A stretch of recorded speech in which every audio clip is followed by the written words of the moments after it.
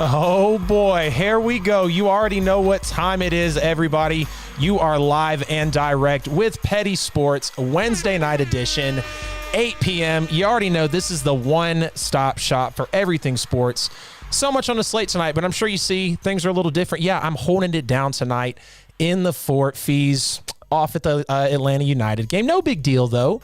You know, it might be someone's birthday. It might not be me. Don't tell anybody, though. We're okay. Gonna have some people calling into the show tonight. Gonna be such a loaded show. But you guys already know it's not about where Petty Sports is. It's about where you listen. Facebook, Instagram, Twitter, all the platforms, YouTube especially. Subscribe, like, comment, call into the show, 678-871-9602. No reason for you not to be in the show tonight, guys. Such a loaded slate. You know those Braves went to the World Series? About to be talking about them so much tonight. Can these Atlanta teams finally do it? And then NFL rookies finally got enough content underneath our belt to be able to chop them up. Who has been the best so far for their team? That's all and more coming up in hour one. But you know, here on Petty Sports, we got to start off the top every single Wednesday at 8 p.m. Again, appreciate everybody's time coming into the show tonight. I got a little bit of a gripe with Tom Brady. And I was really shocked. Well, in a way I was, but not necessarily. You know, Tom Brady has kind of had this aura to him ever since he's left New England, coming over to Tampa. We've seen him on TikTok making fun of himself, posting after every game. It's a great W. We know what Tom Brady's doing now in his career. But if you caught Monday Night Football with the Manning bros, some people love them, some people hate them. I think they're quite comical, to be honest with you. Brady was actually on there with them and had a little quote here, and I'll read it to you. It kind of rubbed me the wrong way, but we'll see how you guys feel about it. Again, 678-871-9602. Quote from Tom Brady here.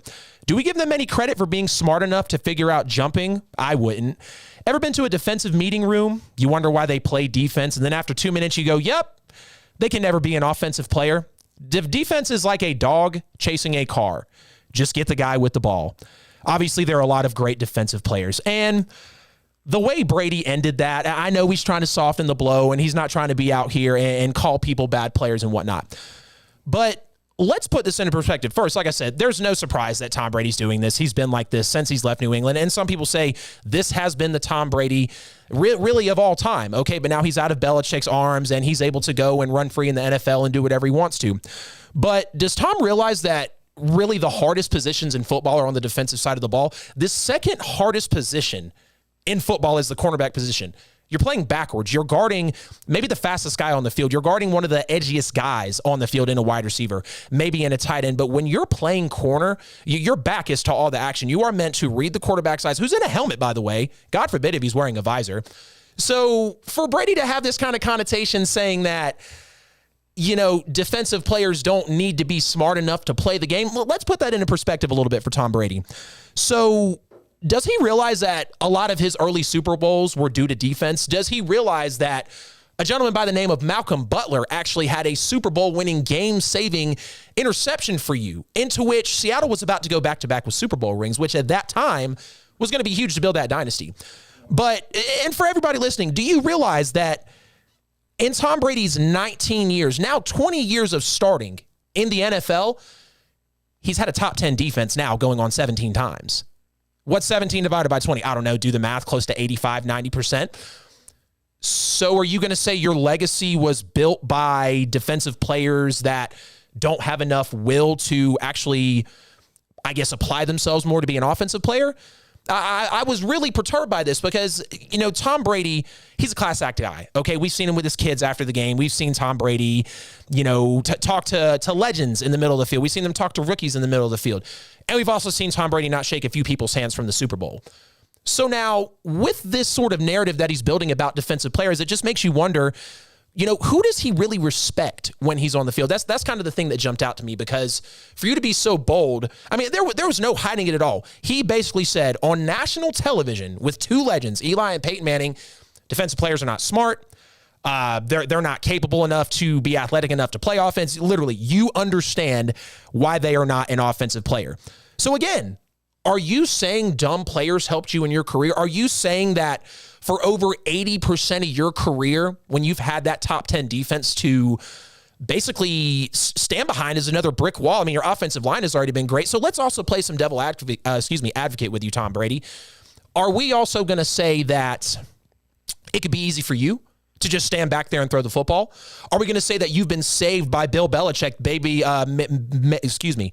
basically the best defensive coach of all time, potentially the greatest coach of all time? Are you going to say that, can we sit here and say that your offensive lines have saved you from the times that you've been in the NFL? So for all this discrediting from Tom Brady, and I'm convinced, look, it's Manning brothers, hat was backwards. Marshawn Lynch got on earlier in the night. Dude said he took 3 shots ahead. He dropped the F-bomb. Like, the Monday Night Football program with the Manning bros, they're obviously getting guys that are just straight relaxing, and that's okay. That's perfectly fine. But for Tom Brady to be so loose with the lips, knowing the status that he has in the NFL, and look, I'm not going to sit up here and hate on him, but it did rub me the wrong way. It absolutely did rub me the wrong way. So you're talking about, one, it is so hard to get any sort of vote as a defensive player because the league is so offensively dominated. We're talking about the 70s or the 80s since the last time a defensive player got an MVP award. And for you to just be able to sit here and discredit these guys, that, again, that doesn't sit right with me. And I know Tom will probably have some replies for it. He'll probably have some comments for the media, and he'll be able to back it up and say, look, I didn't mean anything bad by that. But are we just going to discredit a, original Patrick Surtain, a Lawrence Taylor, a Jason Taylor, an original Asante Samuel, a Bob Sanders, a Troy Polamalu? When you think of some of the most impactful people in the NFL on a field, it's when the defense comes through. It's when the defense smacks. It's when the defense makes a play. It's when your offense maybe can't get going, and they're getting that 3rd and out for you on the field. So again, I was really shocked when I first heard about this, because I had to go back and listen to it a few times. I said, no, he put it out there. He 100% put it out there. He meant what he said. And I think Tom Brady owes a little bit of an apology. Not to me personally. It might be my birthday. You don't have to apologize to me, though, Tom. It's okay. I know you're watching. But the NFL, a lot of the legends out there, and I don't know, I didn't dig deep enough through social media and through Twitter to see if there were actually a lot of responses to this. But I was really shocked, Tom. I was really shocked. Absolutely. So that's going to finish it for Off the Top. I know you guys saw the Atlanta Braves in these World Series. And we got a special caller coming in here soon. They're going to break down so much of the season for us. We're going to run back through the season, talk about those 90s Braves a little bit, talk about the late 2010s, mid 2010s kind of Braves where you saw a lot of talent. They ran out the door. You saw Bobby Cox era get ended. We've seen so much of this Braves team. And it feels like, hey, have they been overachieving? That's a good question to ask. But falling short in the NLCS and then the year before basically blowing the game in the first inning, the Braves are here. And the Braves are here to stay. And when you talk about a team being able to absolutely defy the odds, when you talk about a team actually being able to get there without their best pitcher at that point in time and get there without their best outfielder at that point in time, and Ronald Acuna Jr. Caller will be coming in here any second. But let's check in on the chat, guys. Let's see how y'all are doing tonight in the Petty Sports chat room. I don't see anybody yet on YouTube. I'll see you guys yet on YouTube. Are y'all there on Facebook for me? Wesley, I know you're probably there. You're always there every week. Wesley, Jamila. Let's see if, got to get a little refresh here. Let's see if Andre Yelverton from last week might have popped in here with us. Appreciate everybody again popping in tonight. Here we go, hopping into our Facebook chat. Man, I'm so excited about these Braves, though. So excited about these Braves. And when you think about everything they've been through, especially with the last time being to the World Series, and they come out so hot in Game 1. Absolute perfect start. You couldn't have asked for a better start from the Atlanta Braves at that point.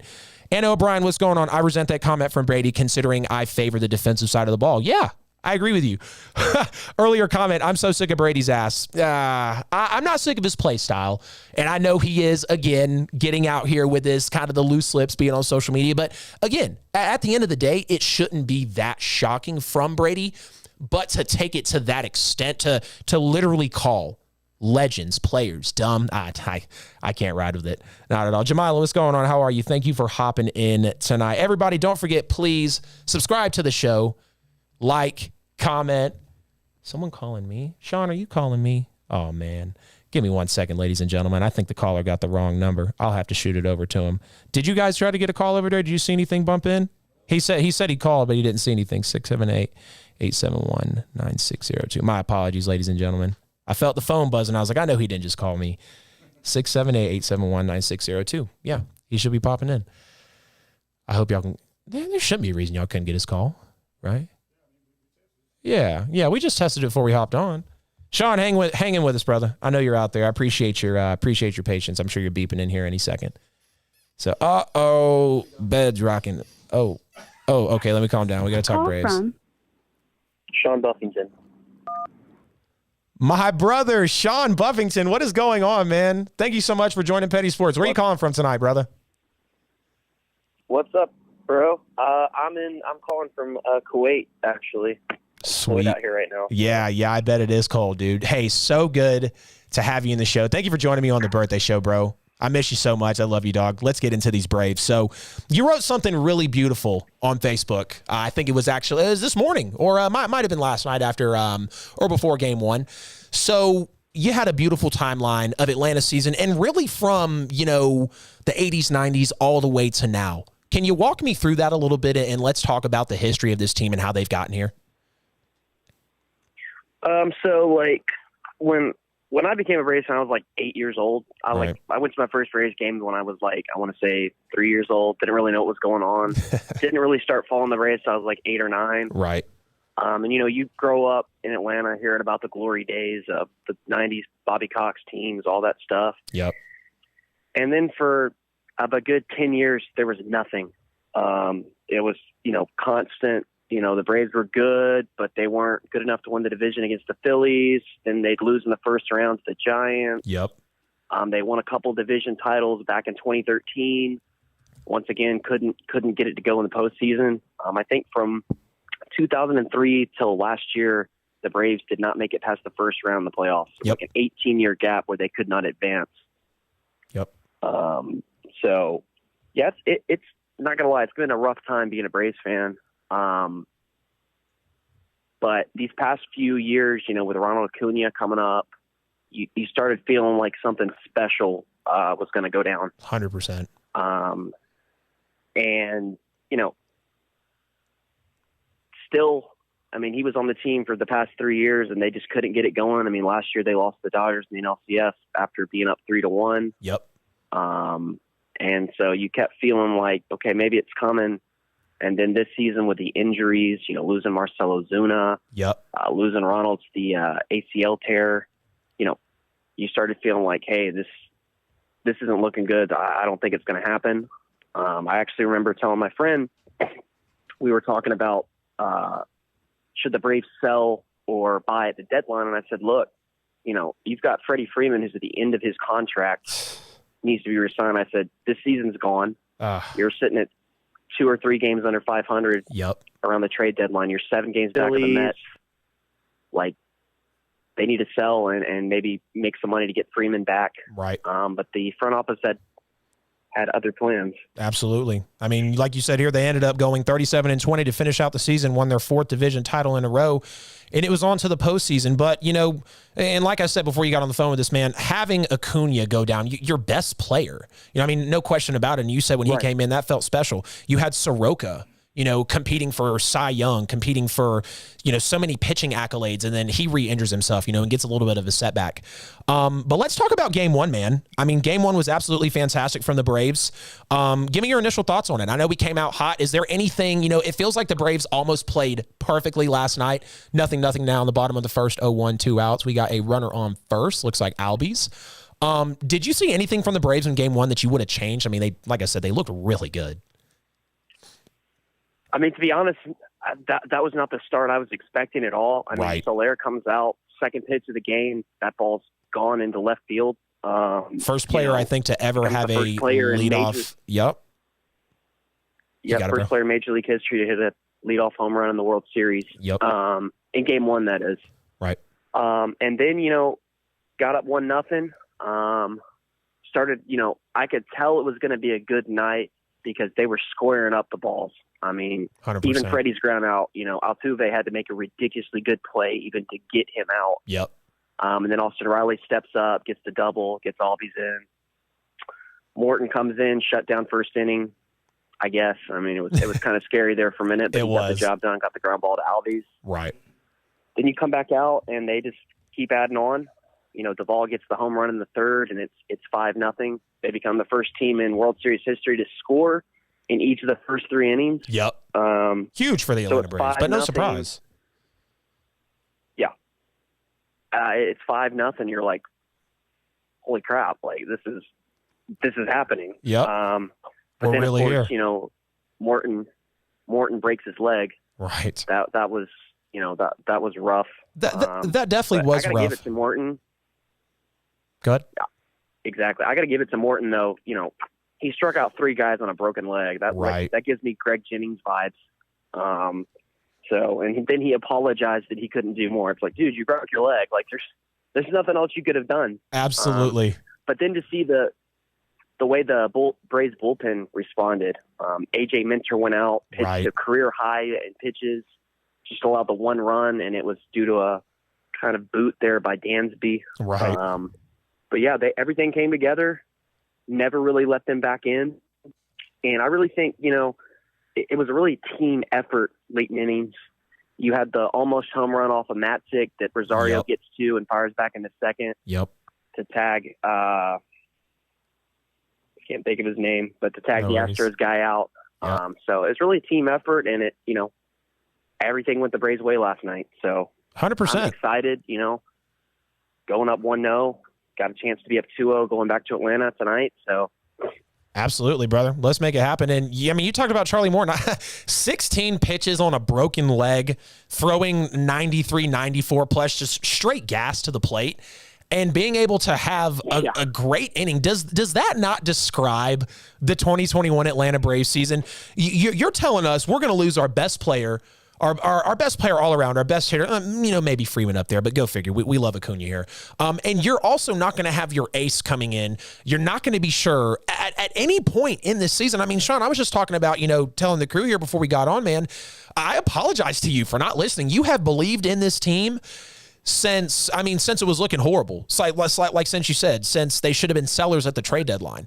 So to see this team literally, withstand that type of pressure in Game 1, like Luke Jackson said, we got Charlie Morton on the mound Game 1. We couldn't be happier. So then you have an injury and you have to withstand that. You stay the course. You stay playing great and you play a great game of baseball. But before we hop out of here, man, if you had to choose 3 impact players for this Braves team to just absolutely have to perform night in and night out, it rides on them for the Braves to win the World Series. Give me your top 3 and why. I got to go with Ozzie Albies. When he's on the base pad, something amazing happens every night. You saw that last night. He gets on with it. See, I think he had 2 infield singles, but he got on with the infield single in the first, able to steal second base, and then Riley doubles him in. Dude's a speedster. I also think, if Duvall is swinging the bat the way he's been swinging it, that is a huge sign. He hasn't been great in the postseason. Right. But if Duvall's, putting the barrel of the bat on the ball like that, that's a good sign. And I've got to go with MV Free, man. Freddie can get it going, man. Past few games, he hasn't really been getting it going, but the other guys have picked him up. If he can get it going and the other guys can keep having it going, it's going to be a quick series for the Houston Astros. That's absolutely right. Braves already come out hot in the top of the first inning, 2 hits here. Man, I loved all those players that you just laid out there. I'll start with number 3, and this might shock a lot of people. Ryan, if you're watching, you're welcome for me saying this because he really needs to perform. Give me Luke Jackson at number 3. And I know he let up the 4 runs in the one NLCS game, but do people realize he was basically on no rest that game. Comes back after a few days rest. I think 1 to 3 days rest for the game that he came in 11 pitches, gave up a few runs with the Dodgers again, and he had a lot of heat on his back. He really did. But then you talk about last night, coming in, being absolutely lights out. I mean, the dude was giving up all runs, no strikeouts with those first 2 outings, and then he comes in again, and it's all strikeouts, no runs. You talking about flipping the script, and here's why it's so important for Luke Jackson. 1, because the pressure's on you. You're playing for the Atlanta Braves in the World Series.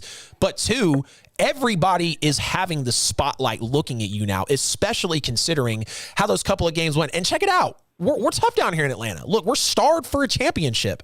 Got a great segment coming up there later for that. We are starved for a championship here in the city. I mean, please, somebody help us. It's got to be the Braves. Luke Jackson has to be that confident middle piece to take it home. Number 2, of course, Eddie Rosario. Go ahead. I hear you. Oh, I was just going to say, even the pitch that Jackson made to Bellinger in that game, I think it was game 3, that Bellinger just, it wasn't a bad pitch. It wasn't. He chased that. He chased that 100%. 98 miles per hour.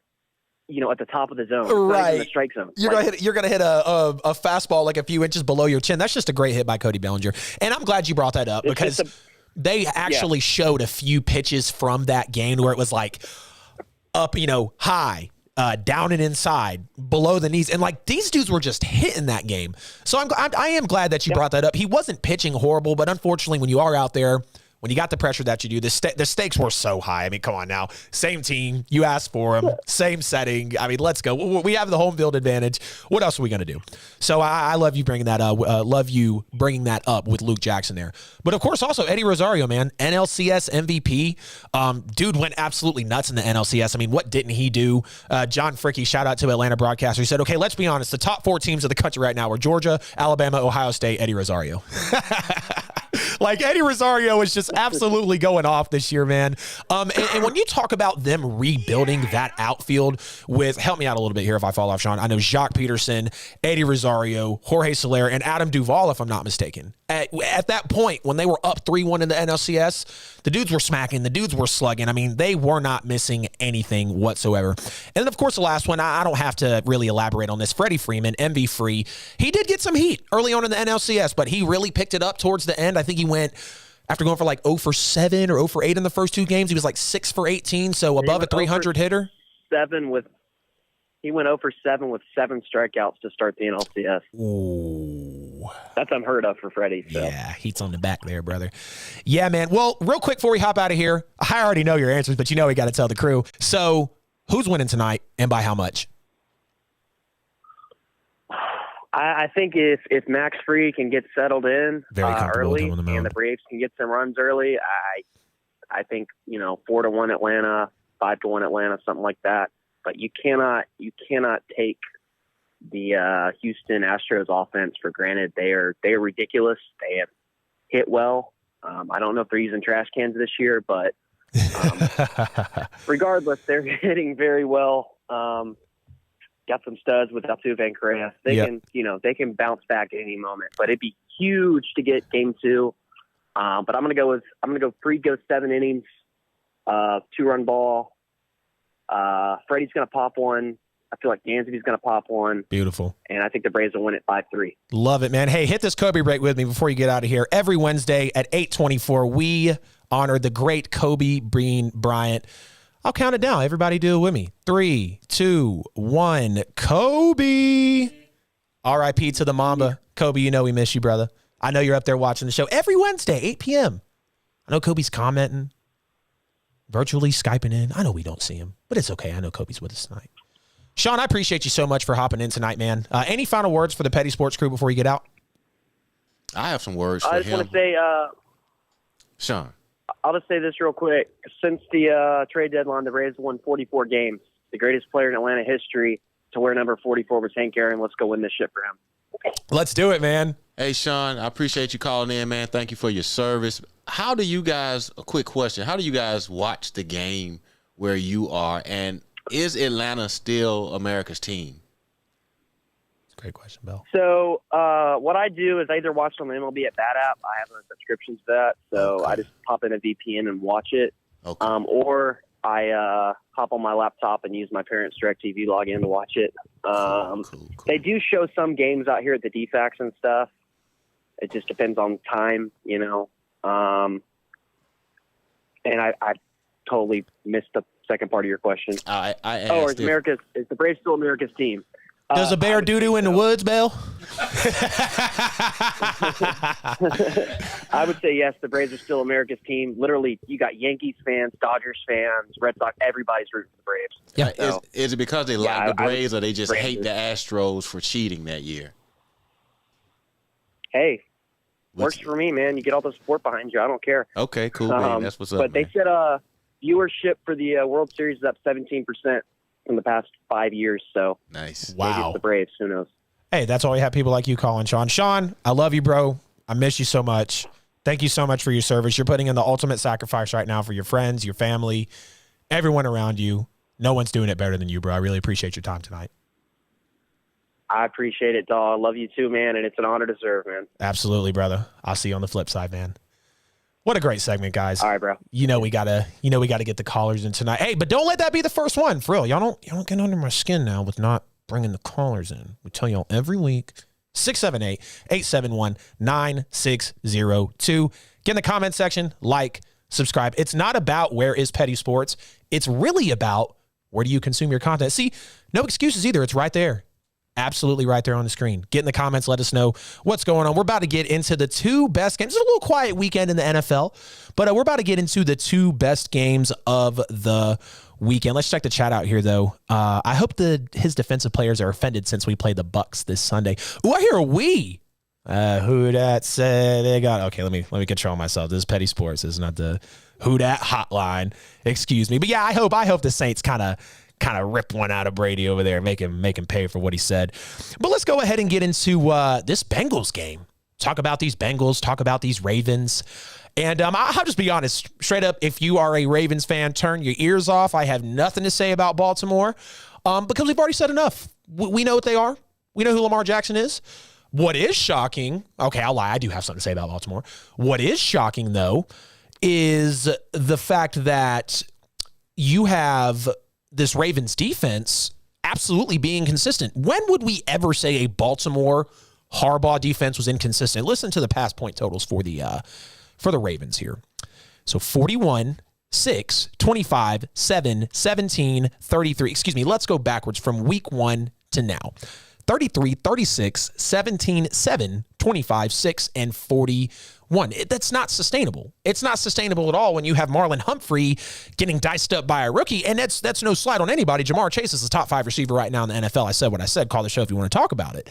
But with this defense literally giving up play after play, like they need to make a move with the line. And we're going to talk about that later also. But the Ravens need to make a move at the deadline because when would we have ever thought this secondary would be this porous? But again, the Ravens have been shaky this season, whether they're tiptoeing around the Lions or they're tiptoeing around the Colts for no reason, blowing out contenders just to get blown out by fringe contenders. And again, no slight on Cincinnati. You'll hear me say it in a little bit. Who is Zach Taylor? Who is the coaching relay? I love the 5-2 record. They've got it all going in Cincinnati.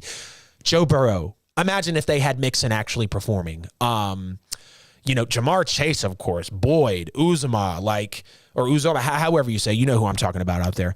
But just the way the Bengals have really been able to rally. And yes, they are fringe contenders at this moment because of coaching. But I got to stick with it, man. The Ravens have been shaky this season. And I like the Ravens. Don't get me wrong. I'm not trying to say anything bad about them. I'm not trying to say that, they're going to be this team that falls flat on their falls flat on their face. Words. But I gotta give my credit to the Cincinnati Bengals. And, this is an odd outing for Baltimore. So the running backs had no part in this game at all. The first half, Lamar has 8 carries for 63 yards. The running backs, rather everybody else on the team, 7 carries for no yards. So again, And now Lamar Jackson is throwing the football. Lamar can't throw is dead. Okay, we're going to get into that later as well. Lamar can't throw is absolutely dead. You have him leading the league in average depth per target. He's throwing the ball down the field 10, 15 yards every time. They're trying to live and die by the big play. But when you talk about how they weren't able to get any sort of balance in a run game going. Like, this is a team that has always been with the run game. And damn, the Astros just scored. It is 1-0. I know we're past baseball, but I got to keep the city updated as if y'all aren't already watching, but it is 1-0 Astros.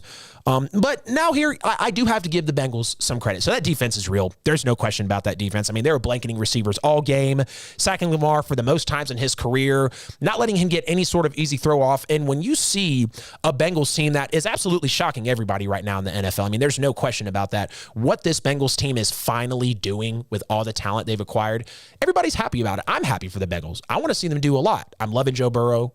I'm loving Jamar Chase. So I'm not going to sit here and complain about them.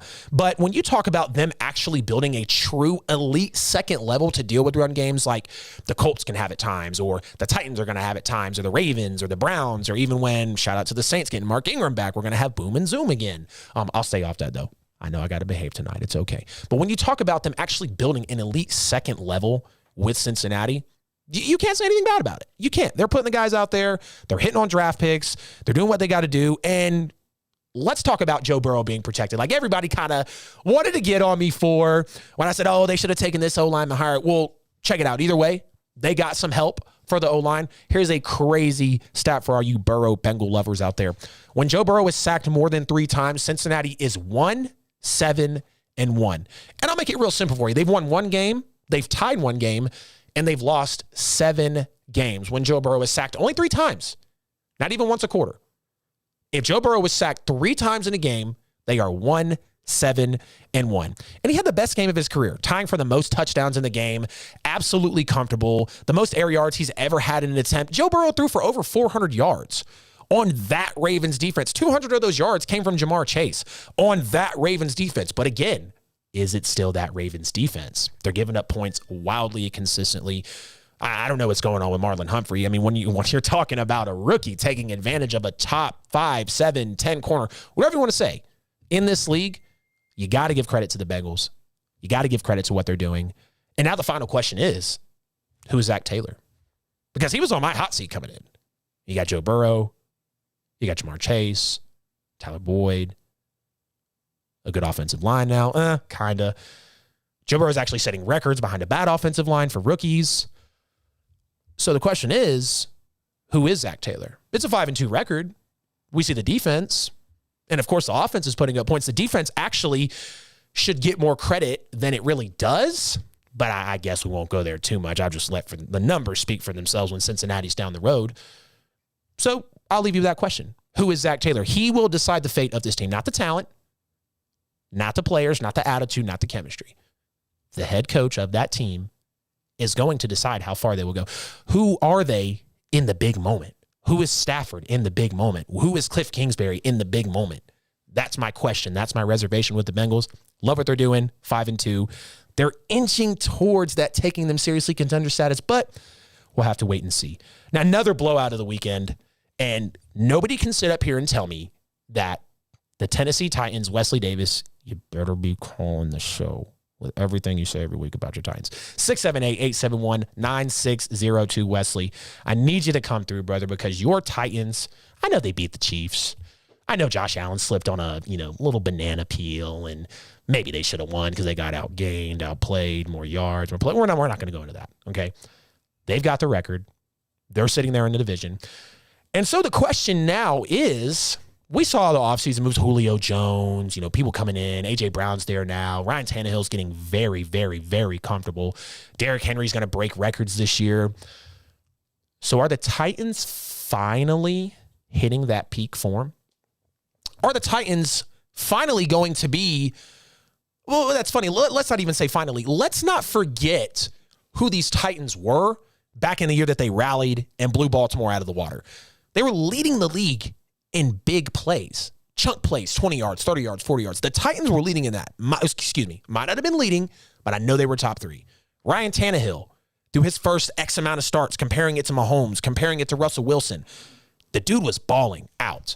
Derrick Henry has not slowed down. You know what I told y'all last week? Newsflash, Derrick Henry has not been figured out. He's not been slowed down. I think he's going to smash both of those records. Julio Jones is coming into his form. A.J. Brown is coming into his form. And so, and when you talk about this Titans team that the last 2 seasons have been up there in turnover margins. So they can play defense. They can take the ball away when it really matters. They can go when the going gets tough and not fold. And that's a lot of credit to Mike Vrabel. That's a lot of credit to that scouting team. That's a lot of credit to that coaching staff. Because when you talk about, and don't think I'm sitting up here saying, oh my God, the Titans are Super Bowl contenders. They're going to run away with it. No, that's not what I'm saying at all. I'm not going to sit here and say that the Titans are going to go 15-2 and they're going to beat the Bucs. No, I'm not going to sit up here and say that. But you can't deny the fact that the Titans right now look like they're hitting their peak form. And Ryan Tannehill, before we move here to these amazing NFL rookies, again, 678-871-9602. It's always the Who Dat hotline. That's right, Michael Darby. It's my damn birthday. We're talking Saints all day. I shouldn't even be working it. It's a boycott. No, I'm kidding. You guys know I'm kidding. I love y'all. I love y'all up here at the studio. KBS, Petty Sports has done me so right.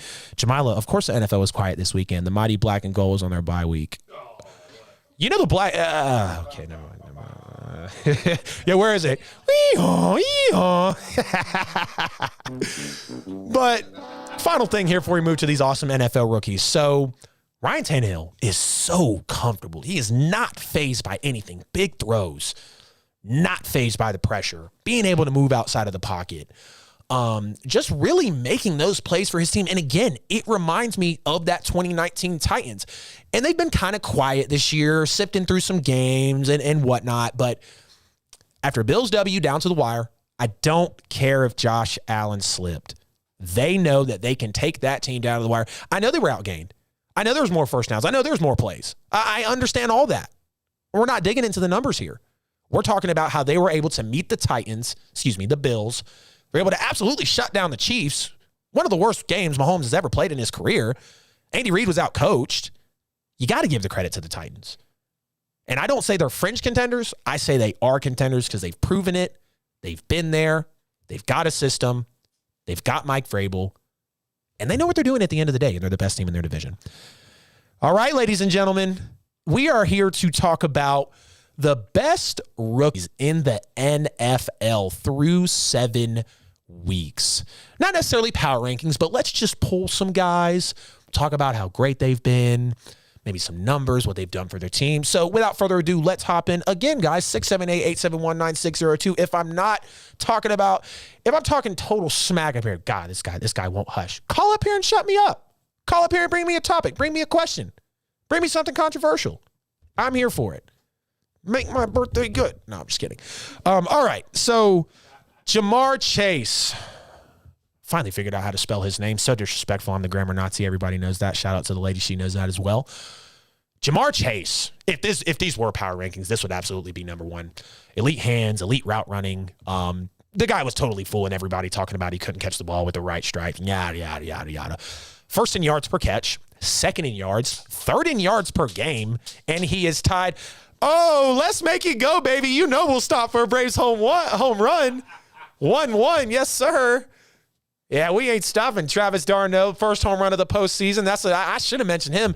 He needs to pop, but man, we got so much power. Woo-hoo. See, the Braves care about my birthday. They're hitting out here, hitting dingers for your boy. All right. But anyway, I mean, we know about Ja'Marr Chase, tied for 3rd in touchdowns. He will break the rookie receiving yard record, and I'll even go a step further and say he will flirt with Randy Moss's rookie touchdown record of 17 yards. And it's not Randy Moss's receiving yard record anymore. It is Justin Jefferson's. And another thing, I didn't know if I would ever sit up here and say that Ja'Marr Chase was going to be better than Justin Jefferson, but let's not be silly. They both were thrown to by Joe Burrow. They both played for LSU. They know what they're doing there. Another guy, Kyle Pitts. Yeah, go ahead. Bring it on, Falcons fans. I know y'all are probably going to come down on me because I said some stuff about Pitts. I never downed the guy, though. Okay, I tried to talk him down from the pedestal that everybody was putting him on. But when you talk about the most receiving yards by a tight end through 6 games, 471, there's no surprises to Kyle Pitts' game. He's playing exactly like he did in Florida. Big guy, monster frame, super strong. I mean, he is a mismatch for anywhere on the field. Don't think about putting a linebacker on him. He can possibly outrun your corner and your safety as well. And the Braves just continue to put hits up on the board. Let's absolutely go. But Kyle Pitts just wreaking hell for everybody in the NFL. And, you know, Atlanta just needed some more time to work with him. Again, the most receiving yards through 6 games by a tight end. The dude looks great. I wonder if Atlanta's going to take the leap. Again, call the show if you think this would be something great to debate. This is a fantastic topic here. Would Kyle Pitts be better potentially move to a slot receiver position? Not better, but I think he would be more effective. He would get more of a role. Either way, though, he's absolutely went off. And Kyle Pitts has more receiving yards than Stephon Diggs, Tyler Lockett, Robert Woods, DeAndre Hopkins, Darren Waller, Adam Thielen, and Keelan Allen. But hey, who's counting? I am. That's right. You know I'm the nerd guy over here. You know I bring the numbers every Wednesday at 8 p.m. Micah Parsons, also another absolute rookie who has been crushing it for the Dallas Cowboys. And people talked about him moving to defensive end in the first 3 weeks of the year. It was a major story. He played very well, putting his hand in the dirt, competing with Aaron Donald type numbers. Yes, you heard me correctly. Aaron Donald type pressures, Aaron Donald type quarterback hits just through the first few weeks of the NFL. Take that how you want. It takes, people a minute to warm up here. But when you're talking about him now playing in the linebacker position, his speed is elite at this position. When I look at him, I think of a Deion Jones. I think of a Fred Warner. I think of a, sophomore out there in Arizona, Isaiah Simmons, a guy that can wear so many hats, who can be so effective, who can get coverage into so many parts. It might not be beneficial, I guess, for him to play man or to play a certain type of zone, but Micah Parsons is a Swiss Army knife. He's like Taysom Hill at the defensive position. Yeah, I'm going to make the Saints reference because they are playing with the same type of wearing multiple hats on a team early on to build that chemistry. Micah Parsons absolutely looks great. And if Dallas will continue to use him in multiple situations, I just think Dallas, at the end of the day, will have a defense that's going to be able to have a true captain. Like who's it been, I guess, since Sean Lee left? I guess since DeMarcus Lawrence. Some of these people that we don't hear a whole lot about anymore. Excuse me, Cowboys fans, for you come for him, but I'm just saying a true captain for that defense will be great. And if you're talking about a guy who's young, motivated, hungry, hasn't been paid yet, be ready to pay that man, though. You got to look at Micah Parsons, no question. Let's talk about the Georgia boy, Azeez Ojulari. Second-round pick, I believe, to the New York Giants. And the kid has 5.5 sacks, leads all rookies, and that is actually 7th in the NFL for total sacks for Azeez Ojulari. Give me a little mouthful there. Dude's playing great, though. When you talk about 5.5 sacks as a rookie, week 7 itself, 2.5 sacks, 3 tackles for a loss, 4 quarterback hits, and 5 tackles. Put this into perspective. Chase Young won Rookie of the Year. Oh, we got a caller. Someone listen to the 678-871-9602. What's your name? Where are you calling from, good friend? Hello. How are you tonight? Yo. What it is? What's going on, Adam? Carlos. Hey, Carlos Diaz, my boy from Fortnite to Petty Sports. What's happening, brother? What's going on? What you got on your mind tonight? Give it to me. Nothing. Just came to talk some football, talk some Braves. Thanks, man. Thanks for calling the show. You got anything special to say to the viewers tonight? You got something you want to debate? Think Kyle Pitts should be moved to a wide receiver? You called in because I'm talking about your Giants player? Who's from Georgia? 5.5 sacks, 7th in the NFL. Just came to say go Braves. That's right, baby. I'm done talking about some stuff, though. What'd you say? Yeah. I'm done talking football, though. All right, man. Well, tell me what you think about... Kyle Pitts is a top 5 tight end in the league right now. I'm down with that. Yeah, okay. What makes you say outside of the numbers that Kyle Pitts is a top 5 tight end in the NFL right now? So you're telling me, I'm giving it to you. We got a sponsor break here in a second, so I'll let you take the rest of the segment, my good friend. So you're telling me he's better than, or he can fall behind. Well, George Kittle's hurt. So Travis Kelce, Darren Waller, TJ Hawkinson, no offense. I think I could give you 5. Yeah, only really because Kittle's injured, and that's not a slight on Kyle Pitts, but he's still got a way to go. I'm having trouble hearing you, Adam. I'm gonna be honest. No, it's okay, man. Can you hear me better now? Do you have the show on in the background? Do you have something going on in the background? No, nothing. I'm driving right now. But okay. I have my AirPods in. Okay, gotcha. Well, I'm sorry if it's can you hear me any better now? If not, I might just have you call back in later. Yeah, I can hear you a little bit clearer now. Okay, cool. Real quick, in probably about a minute or less, what makes you say that Kyle Pitts is a top 5 tight end already in the NFL? Falcons fans, turn your ears on. And his speed. His size and his speed? Size and speed, bro. Yeah. He's a mismatch for anybody. Yeah. Who are you going to put on him? Right. I mean, the dude runs a 4.4.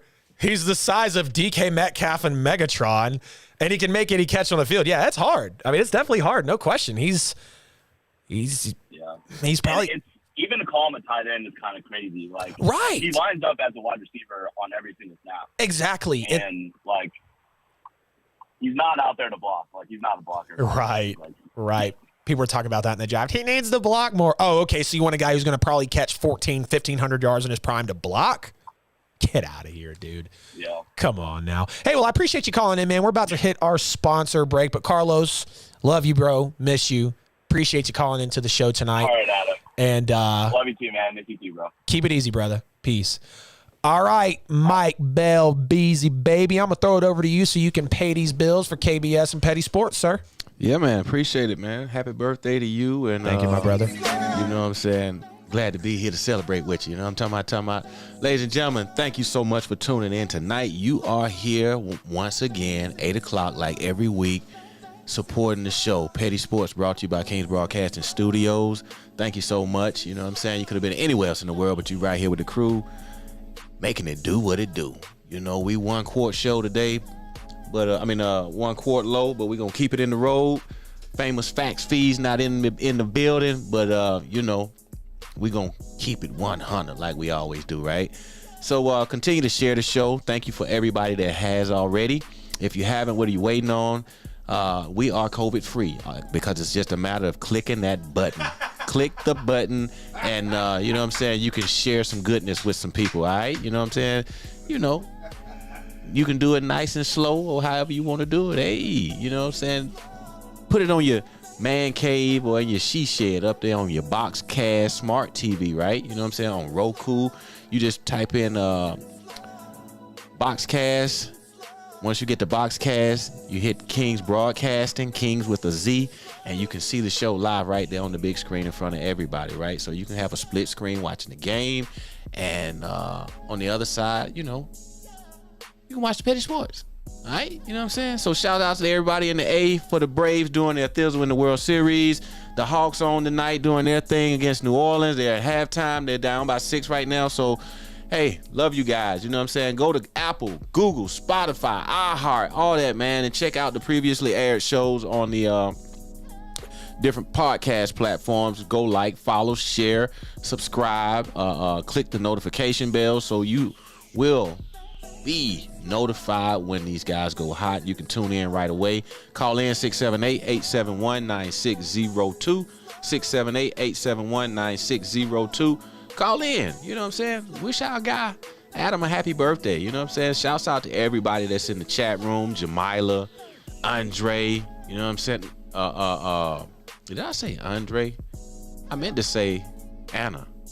Is there Andre in there also? Yeah, Andre Overson. Okay, yeah, Anna. Stafford was the best quarterback in the Okay, all right. We got YPK on deck as well. You know what I'm saying? So thank you. Like I say, continue to share the show. We love you guys. You know what I'm saying? Go to kingsbroadcasting.com. Spend some money. www.kingsbroadcasting.com. That is with a Z. kingsbroadcasting.com. Go to the bottom of the screen on the page and hit the donate button. Spend some money with you guys. You know what I'm saying? We appreciate it. We love you. Now back to the regular scheduled program. ATL, ho. You already know what time it is, ladies and gentlemen. 8:48. We are almost at the top of the hour. 8:47, wherever you might be. You know, if you're on the West Coast, little 5:48. We're not going to get into that. Either way, you are here on Petty Sports. We start at 8 p.m. every single Wednesday. It's not about where Petty Sports is. It's about wherever you're at and what you're listening to your content on, especially YouTube, TikTok, Instagram, Twitter. Go holler at us on there. Again, call the show 678-871-9602. I will keep saying it, and I will say it 100 more times, so don't ask if I'm going to stop, because it's my birthday, and I can do what I want to. It's my show right now. Thank you. Next. I'm kidding. Y'all know I'm not too serious up here. We're up here to relax, have a good time. But now we're about to talk some serious businesses. Serious business here. Top 10 NFL quarterbacks through week 7. NFL QB power rankings week 8, whatever you want to call it. Either way, we're talking about the top 10 dudes taking the snap. They are behind the center. They are calling the shots. They are running the team. Who are the top 10 quarterbacks in the NFL today? I'll give you Atlanta fans some love. Yep, I already revealed it. Give me Matt Ryan at number 10. And we know he clearly loves Kyle Pitts. We were just talking about how great Kyle Pitts is. We don't need to continue to go on about him. But when you talk about, and again, this is no slight to Matt Ryan. When you talk about, like, if you were to write a book on quarterbacking, I could argue that Matt Ryan could be a co-author of that book. The mechanics are always clean. He always has his eyes downfield. He doesn't necessarily make dumb plays. Outside of the 3-pick game against the Bucs, he's got 1 interception outside of that game. So he's taking care of the ball. Yeah, he's not really throwing it around the yard and, giving you 18 to 22 touchdowns like some of the MVP conversation guys are. But he's still out there playing well.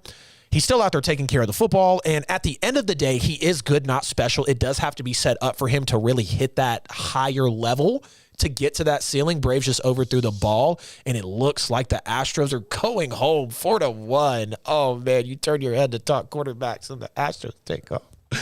Oh, man. Oh, geez. All right. But Matt Ryan at number 10, no question about that. Number 9, and you could have flopped him here, but I would argue that Derek Carr at number 9 has had a more consistent season than Matt Ryan. Matt Ryan took a couple weeks there before he got on his win streak to actually start playing well, get the ball to Kyle Pitts. We've seen the last 2 games, Kyle Pitts absolutely going off. But with Derek Carr here at number 9, he was a clear MVP candidate through the first 4 weeks of the NFL, and then he slowed down with Miami. We had the Gruden firing. People kind of started figuring out how to catch on to the Raiders, and overall, we slowed down Derek Carr. But outside of those 2 games, he has not thrown for any less than 300 yards in a football game. And if you want to talk about a step up, I guess a progress play for Derek Carr, go take a look at the 43-yard toss to Zay Jones this past week. He wasn't making those throws a couple seasons ago. Straight up, like the last time he was probably engineering a play or a throw like that was the MVP year. And I think he's reached the point where he can now dissect a defense maybe earlier on in the game and get to the point of what they're doing. Hey, you're not going to throw this scheme at me. I'm Derek Carr. I got Darren Waller. I got Henry Ruggs. I got Hunter Renfrow. I'm in Vegas, baby. He is a number 9 quarterback in the NFL right now. Number 8, and incoming Bills fans, good Lord, yes, I revealed it. Josh Allen is at number 8, but before you start hooping and hollering and calling the show and commenting and all that stuff you should do because you're listening to some fire sports content right now, Josh Allen has not played well for a decent part of this season. Through 2.5 quarters with the Texans, it was nothing. The opener against the Steelers was nothing. Yeah, it was week 1, but wow. Week 2, nothing. He was looking more like that, first year, second year Josh Allen, not the Josh Allen we saw last year. And now you've got the signing, and some people are saying, does he have the worst contract in football because he's so inconsistent and he's really only played a few, in the grand scheme of things, a few good games out of the multiple seasons he's played so far? And yeah, go do the math. He has played bad more than he's played good at this point in his career. Straight up. There's no question about it. But even better, according to Pro Football Focus, Allen has more turnover-worthy plays than anybody I'm going to tell you about in this top 10. And once you hear the top 10, take the list, cross-reference it, go to PFF, try to find where I'm wrong. You're not going to. Because I looked at that stat, and Josh Allen is going to continue to make these silly decisions. And he's going to continue to have some turnover-worthy plays. I'm not saying he's bad. I like Josh Allen. He is literally he's a bigger Watson. He's a bigger Mahomes. He's a bigger Wilson. He's a bigger Aaron Rodgers. Like, yeah, he can make those throws. He can move. He can read a defense, but it's when it gets streaky with reading the defenses, understanding what's going, and there's another runner on third for the Braves. Sean, I know you said 4-1 Braves, but it's 4-1 Astros right now. We'll keep moving on. Everything's going to be okay. Look, we're just going to do the show. We're going to have the same mojo, and we're going to flip back around, and the Braves are going to be leading. Number 7 quarterback here on my top 10 NFL QBs through week 7, headed into week 8. I didn't want to put this young man this low either, but I do have Justin Herbert, quarterback of the Los Angeles Chargers. And again, it's no slight to him being at number 7, but this top 10 is so loaded, and he's just incrementally, gradually lower than the others. He's a sophomore, and he's a top 10 quarterback in the NFL. Okay, like he has already overachieved, bunch of records, touchdowns, out for the Braves. He's not going to try him. That's what I'm talking about, because you know better than to run on our center fielder here, buddy. But Justin Herbert, again, he's a sophomore. He's a top 10 quarterback in the NFL. In his second year in the NFL, it is okay. And he's coming off a blowout loss to the Ravens. That was the second worst game of his career. And now he is going to advance to play Bill Belichick, who absolutely flabbergasted him. He was ran amok, led astray, bamboozled, hoodwinked, every bit of it in the shutout loss to the Patriots last year. Played one of his worst games. And, here is the thing as well. 4 picks and 1 fumble shows that he is taking care of the football early and often. He went 3 straight games with no interception. And before the Baltimore game, he had no fumbles since week 1. So you got to put that into perspective for Justin Herbert. Number 6, here's where we get chippy. Fees is going to come play red light, green light with me for putting this man at number 6. Matthew Stafford, the number 6 quarterback in the NFL. I said what I said. Get into comments. Let me know. I know y'all are probably going off over here. Yes, sir. I know you're talking about the World Series. They're cooking right now. Happy birthday, bro. Happy birthday. Thank you so much, Jamila. Thank you so much, Andre.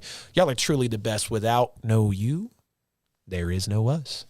Number 6, Matthew Stafford. And although he has fallen short somewhat in his one big game of the year against the Cardinals, he did have some overthrow issues. But overall, we've said it time and time again. There is no question that Matthew Stafford has what it takes to be an NFL quarterback. There's no question that he's talented. There's no question that he can make any throw. There's no question that he is pretty intelligent, and now he is surrounded by some great weapons. And look, things change when your expectations are different. Things change when your environment's different. Things change when your weapons are different. And Matthew Stafford, I got to say the guy's performing because, again, he's always been talented, but when it comes to the big decisions, when it comes to the late game, when it comes to being in the playoffs, when it comes to maybe making that one throw, where is Matthew Stafford?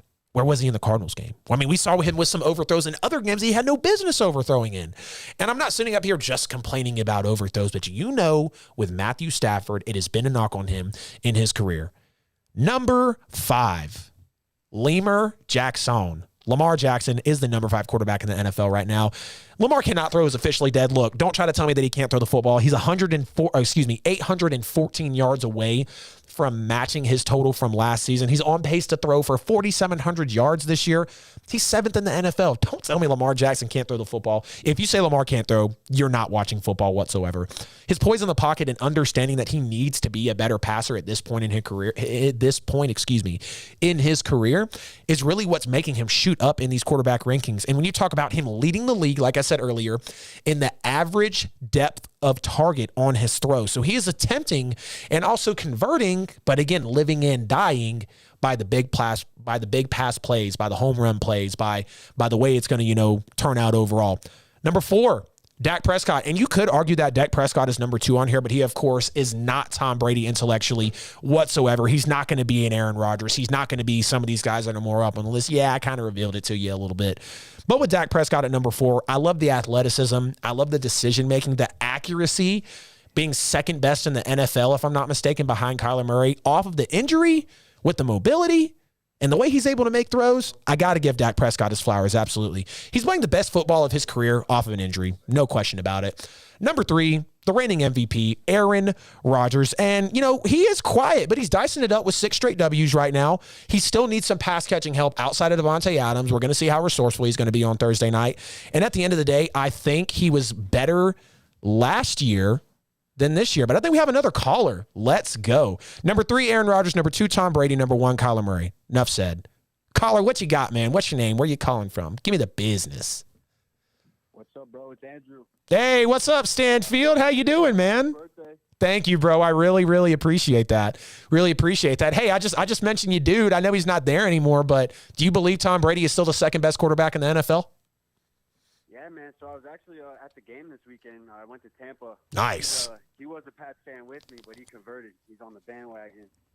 But I still support the guy. He's still going crazy, man. He's got the weapons. If their defense gets back right, they're going to be right back there. Yep. I absolutely think he's at least top 2 in the league. Yeah, 100%. Going crazy, putting up numbers. Extra game this year, too. He's going to break hella records, too. Yeah, absolutely. I think he'll get the touchdown record. I think he'll get the yards record. No question about that. And here's the thing. Even if Tom Brady comes out within the next few years and only throws for 3,500 or 4,000 yards with, all the time he's going to have in the weapons, his intellect, his brain, the way he sees the game, you can't fool him. The reason he played that way, and I'm sure you saw it against New England, is because Belichick knew the guy. Fees that sits up here, the host of the show, man. He said if anybody can pull a defensive scheme out of their back pocket, it's going to be Bill Belichick. He's been sitting on a defensive plan for 20 years, so when Brady got traded, he knew he could pull it out on him. He absolutely knew he could pull it out on him. So, yeah, man, I love that you agree that Tom Brady is the second best quarterback in the NFL, and if he could throw on the run, we might have to call him the first best. I mean, let's just call it what it is. He's extremely consistent. He takes care of the football well. Andrew, you still with me, brother? That staple. Yeah, you are. He's got that old school style. He's not with the legs, but he still gets it done with his arms. Mm-hmm.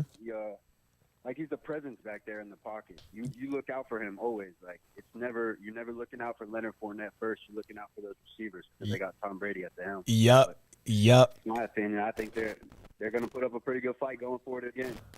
100%, brother. 100%. Well, hey, Andrew, I appreciate you so much calling in tonight, brother. We're about to hit the top of the hour. Hey, call again later on if you want, bro. We got so much to talk about, and I might be mentioning your boy Mac Jones also. All right, Bell, I'm going to throw it back to you, man. Top of the hour break before we roll into the second half of the show. Man, it's been so fun. 678-871-9602. It is my 24th birthday. I know you didn't ask, but I told you. Bell, take it away.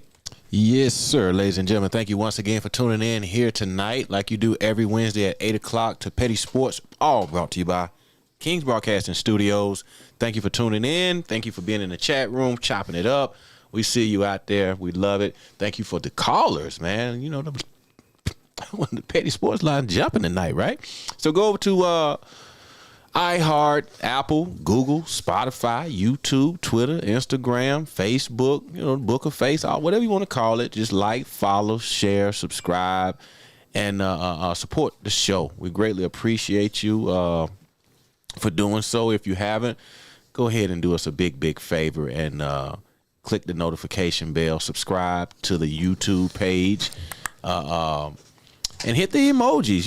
Let us know how you feeling out there. You know what I'm saying? If you like what Adam's doing, this is his first solo show on Petty Sports. Training wheels on. Yeah, he's he had his own podcast originally. I won't say this is his first show. This is his first time on the Petty Sports platform where he's done a solo act, so I won't lie, this is my first 2-hour live show completely by myself, and I was pretty nervous walking in, but I'm having a hell of a time thanks to the team, man. Yeah, man, that's what's up, man. So shouts out to Adam. He's doing a great job tonight, in the absence of fees. I know he'll be proud if he was watching, but he's out there with the Atlanta United supporting that crew tonight. They're down 1-0 at halftime. I don't know what the score is right now, but yeah, so keep calling in 678-871-9602, 678-871-9602.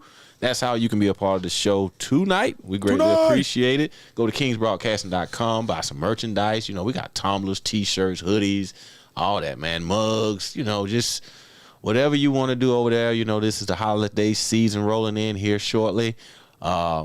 And our supply chain is good. You know what I'm saying? So whatever you order over there, we can get it to you. And it won't be a problem. So support. We greatly appreciate it. Support black business, support black businesses. Because we do ATL, ho. Now back to the regular scheduled program. Big shouts out to Taylor, our in-studio guest tonight. You know what I'm saying? She's here celebrating with our guy Adam tonight. So, yeah, appreciate it. Absolutely. And she came bearing gifts. We got cookies and donuts and, I think they got sprinkles on them. You know what I'm saying? She dropped the ones that she made, man. My bad. No, you good, brother. You good. What's going on, everybody? Top of the hour, Wednesday night, 9:03 p.m. Eastern time. We start every Wednesday at 8 p.m. Eastern time, though. So if you're just now tuning in, you're an hour and 3 minutes late. But it's okay. The podcast will be out. The show will be out tomorrow. You'll be able to see everything. We're going to be posting the content like we always do. 678-871-9602. Call, like, comment, sub, bell, follow, everything. If you think you should do it for Petty Sports. Because it's Petty Sports. We're the best show in Atlanta, talking everything sports. And let's get into an awesome segment here tonight. Ladies and gentlemen, it is officially cuffing season for the NFL. The NFL trade deadline is coming up. And there's some players out there right now. It's getting cold outside. They're feeling a little bit lonely. They want to find a new team to snuggle up to, make them feel valuable. Say, hey, what can I do for you, baby? How can I help you out? How can I help you get to the level that you want to be this year in the NFL? So I've got 5 players here. The NFL trade deadline will be next Tuesday, so we will be going live the day after it all transpires. Shout out to my New Orleans Saints bringing Mark Ingram back. Maybe a little more boom and zoom here, but we won't get on the Saints. I'm going to start at the top. Odell Beckham Jr. Who's going to take the chance? Who's going to cuff him? Who's going to let him come over, snuggle up to him, give him a little value? What can you do for us? I got to say it's the Green Bay Packers, 100%. You give Aaron Rodgers another weapon outside of Devontae Adams, and really, it feels like an unhealthy wide receiving core at this point. Where the hell is Robert Tonyan? Dude had 10 touchdowns last year. I want to say he led the NFL in touchdowns for tight ends. No, it was probably Travis Kelce. Either way, we know the type of year that Bob Tonyan had, and he's just absolutely disappearing. MVS being kind of inconsistent. We know about Allen Lazard. It's always kind of up in the air, but Devontae Adams every game, getting his targets, getting his catches, yards, touchdowns. We know about that. If you can actually get OBJ's talent back to an elite level in an offense who has an aerial attack that's not going to be a Giants team that's absolutely struggling, that is, and they always have really, in recent years. And then you talk about a Browns team where you sent Odell over there to die, but now he's not even getting thrown the ball. I mean, yeah, he had the 1,000-yard season the first year, gets hurt the last year. I think he's missing another game this year already. So, we know he's kind of got some glass bones and paper skin type of thing going on. But either way, let's not forget that Odell Beckham Jr. coming into the league, his first 3 years, yes, I am talking about 5 to 7 years ago, but just put this into perspective. Odell Beckham Jr. was a 96-catch, 1,374-yard, 12-touchdown receiver in his first 3 years in the NFL. We talked about him after the catch. We talked about him as maybe the best receiver of all time. I never said that blasphemous statement. But people said that about OBJ. He's talented. We know he's talented. He wants to be fed the ball. He's a guy that's going to get 150 targets a year. I mean, maybe 200. God, who knows? I mean, we've seen the way Michael Thomas, Devontae Adams, Keenan Allen, Allen Robinson. We've seen the way these guys can get fed. But if you talk about OBJ getting cuffed up by those Green Bay Packers, going and giving Aaron Rodgers a little hug, he won't kick you out of bed. He needs you. Trust me. Aaron Rodgers would like to have you in Green Bay. Now let's talk about Marlon Mack. Yes, Indianapolis Colts running back, who is kind of, not even kind of. Marlon Mack last year had the lead running back role, RB1 for the Indianapolis Colts. And then, of course, Jonathan Taylor, best running back in the draft at the time. Don't at me. Actually, you can at me, 678-871-9602. Let me know what you think about that one. Jonathan Taylor was the best running back in the draft last year. There's no question about that. And when you look at how he's taking the role now, you look at a guy at Marlon Mack who was a veteran, who was able to play, who was a pretty reputable back in this league for quite some time. No, he was never your, if you want to get nitpicky, he was never your top 10, top 15 guy, but he could still play. He's still a dude out there that you send him to a team like the Cleveland Browns. Let's not forget that Kareem Hunt is on IR right now. That screams Marlon Mack to this team, if you ask me. Chubb is banged up as well. But you also want to take a look at maybe the Ravens. Let's not forget that the Ravens lost J.K. Dobbins. The Ravens lost Gus Edwards. And now you're talking about their fourth running back missing time this year.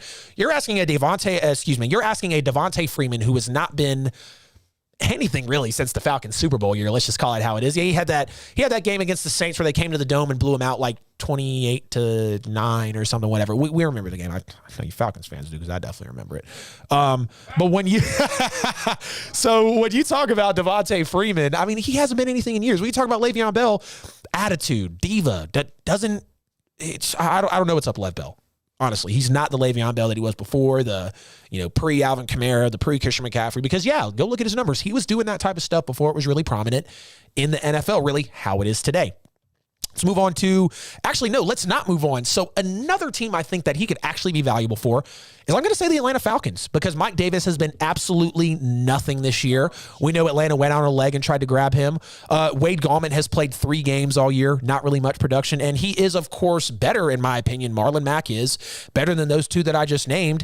And if you get him with a meshing of a Cordero Patterson, you could potentially put Patterson more in your slot. I know he's really doing more on the wide receiver side of the ball, and shout out Atlanta, he's going to have maybe his career year, and that's not saying a whole lot, but you look at the numbers, and they're making it work for Cordero Patterson.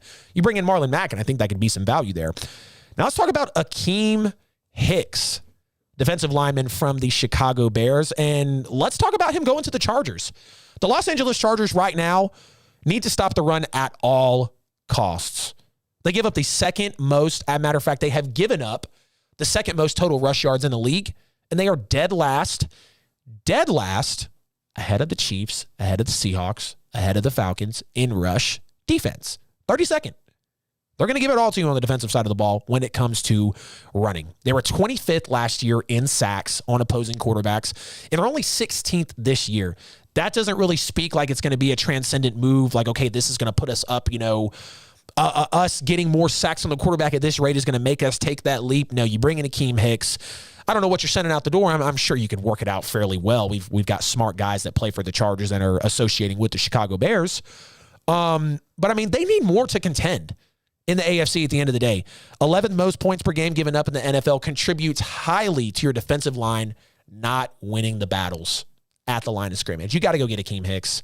Absolutely go grab him. He would be a huge value for you. Two more players before we get out of cuffing season here, NFL trade deadline edition. Guys, it's getting cold.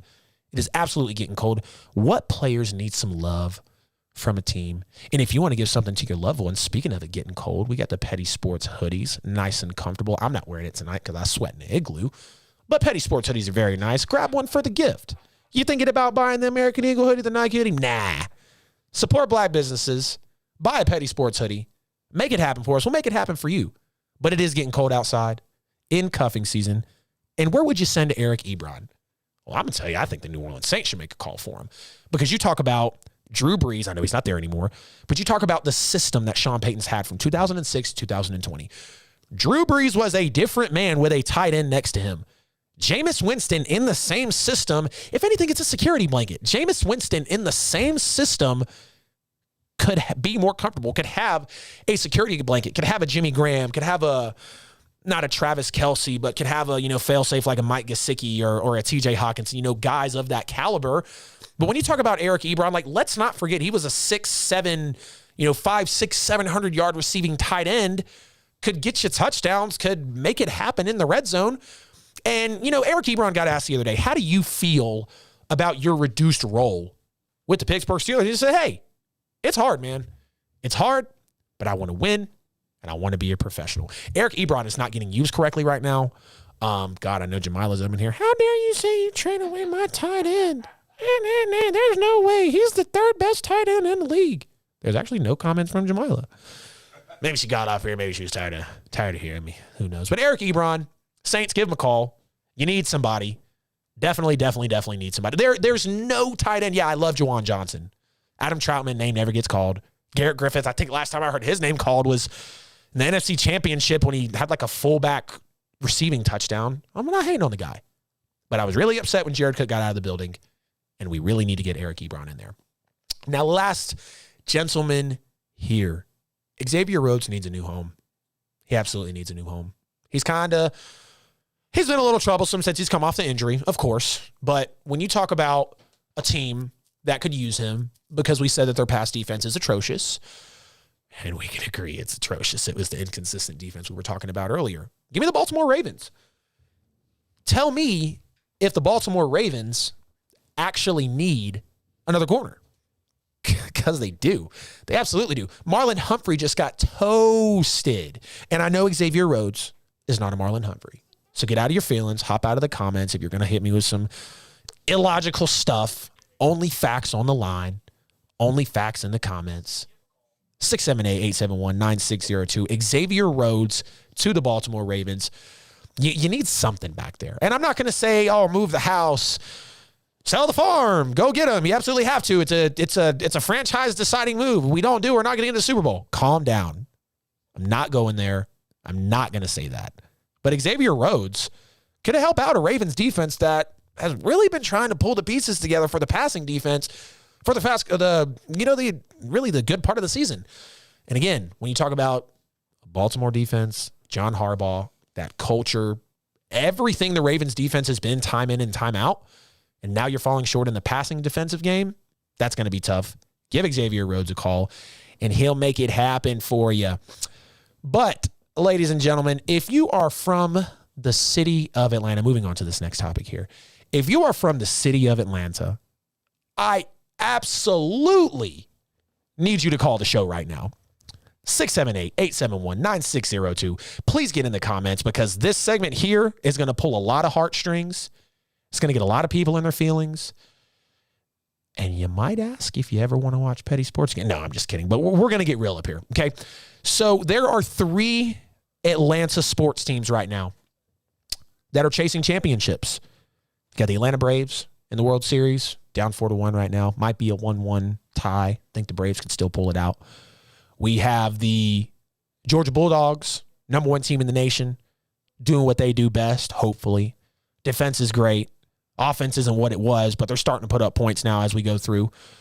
And then we've also got the Atlanta Hawks, who there was no fluke they made it to the Eastern Conference Finals. We watched them play well against Philly. We watched Trae Young roll his ankle in the Bucs series.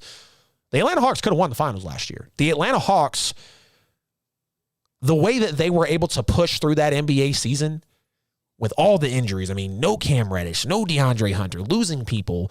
You know, Trae Young doesn't play, and Lou Williams is like, I got it. 25, 30 points, no problem. I can do that. This is what I used to do. 6 men like Lou will. Absolutely. You know that the Atlanta Hawks can run. You know that the Bulldogs can make a run. You know that the Atlanta Braves can make a run. But the ultimate question is, who breaks this curse? And please don't get mad at me for the graphic here, but we had to put it into perspective, guys. It's been a Super Bowl. It's been a national championship. It's now a World Series. It should have been a World Series appearance last year. The middle 2 scores don't really matter. 20-0, you didn't know how to pick up an onside kick, and Nick Foles torched you when it was 26-10. Go figure. Regular season game, right? There's been more Bulldog upsets and more Braves upsets and other notable Falcons upsets. I mean, we can talk about the 2012, 2013 NFC Championship when they should have called pass interference against the Niners, but that's neither here nor there. We'll start with the Atlanta Braves, though. More Braves talk. Yeah, if you don't like baseball, sorry. Braves are in the World Series. You're in the city. Get over it, buddy. Can the Braves break the curse? Could the Atlanta Braves, without their best player, without their best pitcher, without home field advantage, which should have been sellers at the deadline, I mean, you name it, with their pitcher breaking their leg in Game 1 of the World Series, can the Atlanta Braves break the curse? I'm going to say absolutely yes, the Atlanta Braves can break the curse. And great question by Bell earlier. When you talk about the Atlanta Braves potentially right now being America's team, everybody out there is rooting for the Atlanta Braves. Nobody wants to see the cheating Astros win. And it is what it ain't. Banging on trash cans. Manfred's trash. He should have reprimanded them. They didn't strip the title. Whatever. Okay? They played 162 games. They're the best team in the American League. And they're playing the Atlanta Braves. And the Atlanta Braves right now, if they're going to make it happen, it's got to be this season. Because you're telling me that the Atlanta Braves, again, without your best player, without your best pitcher, this is clearly not the best Braves team. Oddly enough, being in the World Series, this is not the best Braves team, I guess, talent-wise, off paper, that we've had.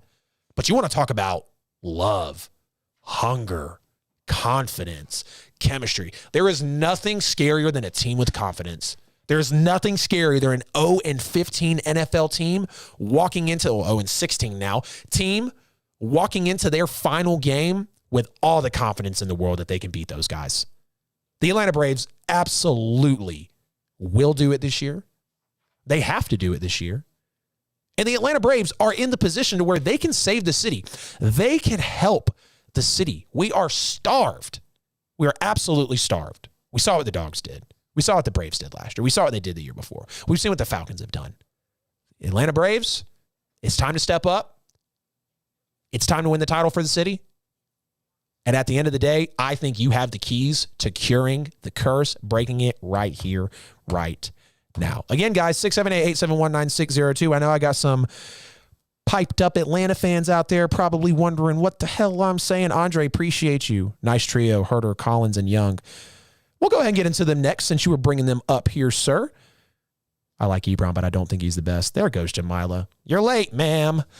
All right. Atlanta Hawks. Would the Atlanta Hawks actually be able to break the Atlanta curse? And I'm going to say yes again, because the Atlanta Hawks, it was no fluke when they went to the Eastern Conference Finals. It was no fluke that Trae Young balled out in the Eastern Conference Finals. It was no fluke that we defeated the number 1 seed on the road in Game 7 against a clearly better roster. That was not a fluke. And when you talk about the Atlanta Hawks, not the Atlanta Braves. I'm glancing at the game over here. When you talk about the Atlanta Hawks with, again, great one there, Andre. Of course, Trae Young, John Collins, Kevin Herter, DeAndre Hunter, Cam Reddish. And I mean, the Hawks just continue to build. The Hawks continue to build around Trae Young, like Dallas should have and continues to wish like they could build around Luka Doncic.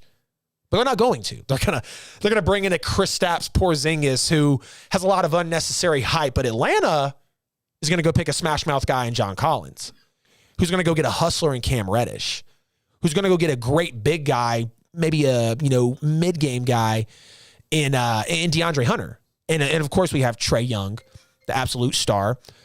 But when you have this type of roster, when you have this type of energy, this type of chemistry, this type of love for the city, who expected the Hawks to make this run? Shout out Kenneth Spradlin. I know you called it. They were building the Splash Bros from day one with Travis Schlenk when they went and got Trae Young, when they went and got Cam Reddish, when they went and got a little bit of a Kevin Herter. I mean, that whole draft haul with what those guys were able to do is absolutely phenomenal. So I'm going to say yes. If the Atlanta Braves want to make a run at this, it's not the Atlanta Braves. If the Atlanta Hawks want to make a run at this, it doesn't necessarily have to be this season. So I will rank them a little bit. Braves will be 1. Sorry, guys. Hawks will be 2. Now let's talk about the Georgia Bulldogs. Georgia Bulldogs, number 1 team in the country. We've seen what the Bulldogs have been. The Bulldogs have been flirting with greatness for arguably the past decade and have yet to find it. They have yet to go out there and win the big game. Look, Freddie Freeman got asked about it.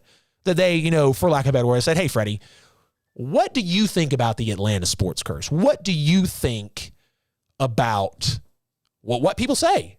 And Freddie said, hey, man, look, they're not wrong. We haven't won the big game. And until, this is not exact words, but for lack of better ones, until we win the big game, we're going to continue to have that narrative. We're going to continue to have that narrative until we get the monkey off of our back, until we can win it all. And with the Bulldogs, they're feeling great because Alabama lost. Oh, they can't believe it. Alabama lost. Oh, my God, the world is falling apart. Don't we see Alabama lose every few years and they still come out on top with Nick Saban? Don't we see Alabama go through a little bit of trials and tribulations and still have a top 2, top 1 Alabama in the field recruiting class? Don't we see that all the time? Yeah, I'm gonna sit up here and say that the Bulldogs have one team to beat this year. It's not Ole Miss. It's not Oklahoma. It's not whatever sleeper you think is going to come into the college football playoff bubble. Can Georgia finally beat Nick Saban? Can a Saban disciple finally crack the code? Because my answer right now is no. I don't think the Dogs can do it right now. When you talk about, when you just get down to the coaching, when you get down to how we've seen both of these teams be able to perform in years past as well. And again, just like with the Hawks, this is not the best Georgia Bulldogs team we've seen. We know they play great defense. We know they can run the football, okay? We know that they're giving up like single-digit points a game. This is Georgia every single year. Every single year. And that's why I said it about a month ago. If the Dogs are going to win the title, it has to be this year. It absolutely has to be. I'll buy in on them winning it, but I'm not going to hold my breath because I like to breathe and probably see my 25th birthday and continue the show. But if we're talking about the Dogs over the Tide, it is a little rough. I will put them at 3rd. But the Braves have a great chance right now. It is 5-1. Oh, Fried. Max Fried, only 59 pitches in, bottom of the 4th. I mean, we still got a lot of game to play, okay? No, major freak out mode here. Okay, we're not going to bug out about that. But Braves 1, Hawks number 2, Georgia Bulldogs number 3, and I'd love to see them all, dude. Hey, I'd of course love to see these Tampa sports teams and how these LA sports teams and all these other people out here are just winning title after title after title. We're getting there. It's just time to finally make it happen. No callers. It's okay. I forgive y'all for that one. I thought that was going to be the segment where people were firing off in the comments and, oh my God, did you really just say that? Oh, roll tide. All right, Andre, you're blocked, bro. Sorry, can't do that. Been following Colin since day one. Andre Yelvert's in the second here. Been following Colin since day one. The addition of Trae Young just sealed the deal. Shaq and Penny all over again. Bell, do you think that's true? Oh, Bell can't hear me. No worries. So Andre said, been following John Collins since day one. The addition of Trae Young just sealed the deal. Shaq and Penny all over again. Thoughts on that, Bell? I think it's some partial truth to that. John Collins being a part of this team, I was so happy that they finally got the deal done. Right.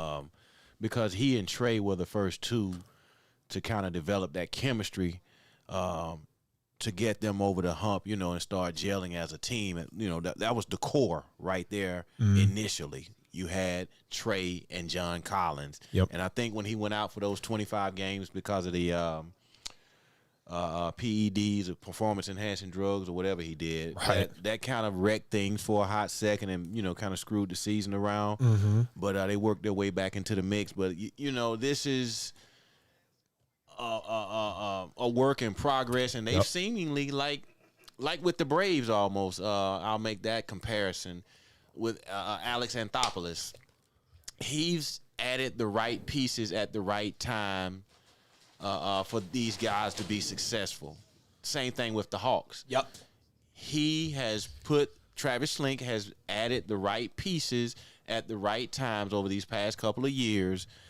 Even with the contracts, he's doing a great job with the contracts. Yep. Not overextending himself, and seemingly so far I think the only two that aren't signed are Hunter and Reddish, maybe. Yeah.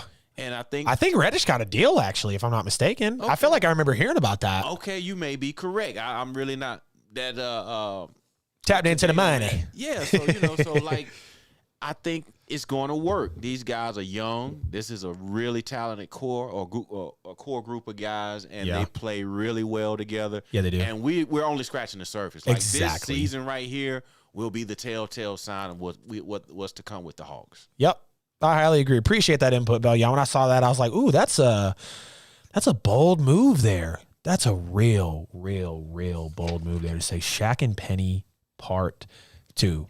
But ladies and gentlemen, we're back to the NFL. You can turn your ears back on now. I guess we're done talking about all these Atlanta teams. Don't sleep on them, man. They got a great thing going. We've seen this in sports. LA teams grouping together, Tampa teams grouping together.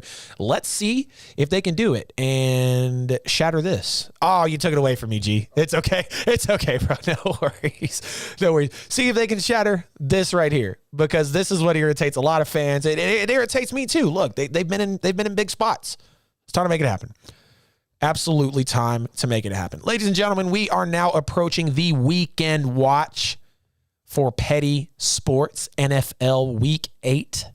The best games in the NFL in Week 8. Who's winning? Who's losing? What's going to happen? Why am I picking them? Well, let's get into it and I'll tell you. First game up top, Packers at Cardinals. And Cardinals are favored by 6.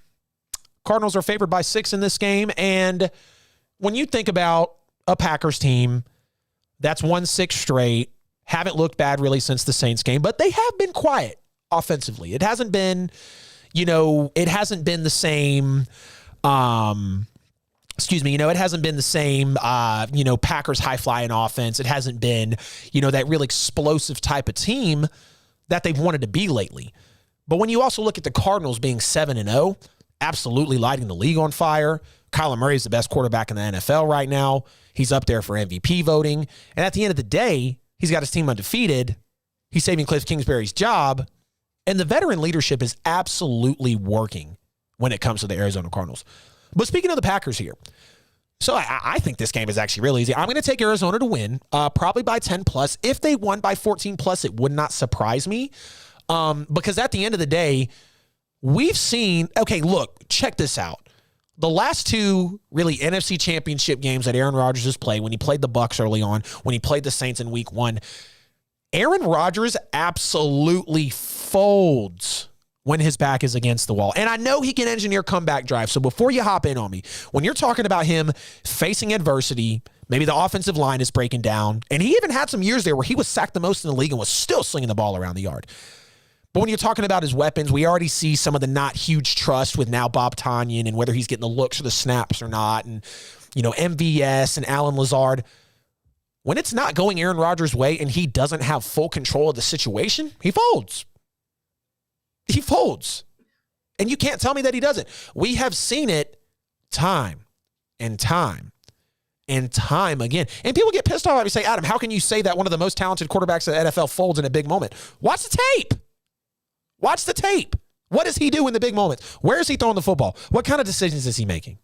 So I'm sure you can tell from my right here, I have the Packers losing. But the reason the Cardinals will win and will win big and convincingly to now move to 8-0 in the NFL season, Kyler Murray is being very open right now with the Arizona Cardinals. We know he's not really the captain yet. He's not really the guy who's got the big locker room voice and he's leading the pregame chants. And he could be, okay? Don't get me wrong. We know Kyler, K1, QB1, number 1 overall pick, best quarterback in the league. He's got the ones running for him, right? Number 1 on the jersey. Love the dude. Want to get his jersey.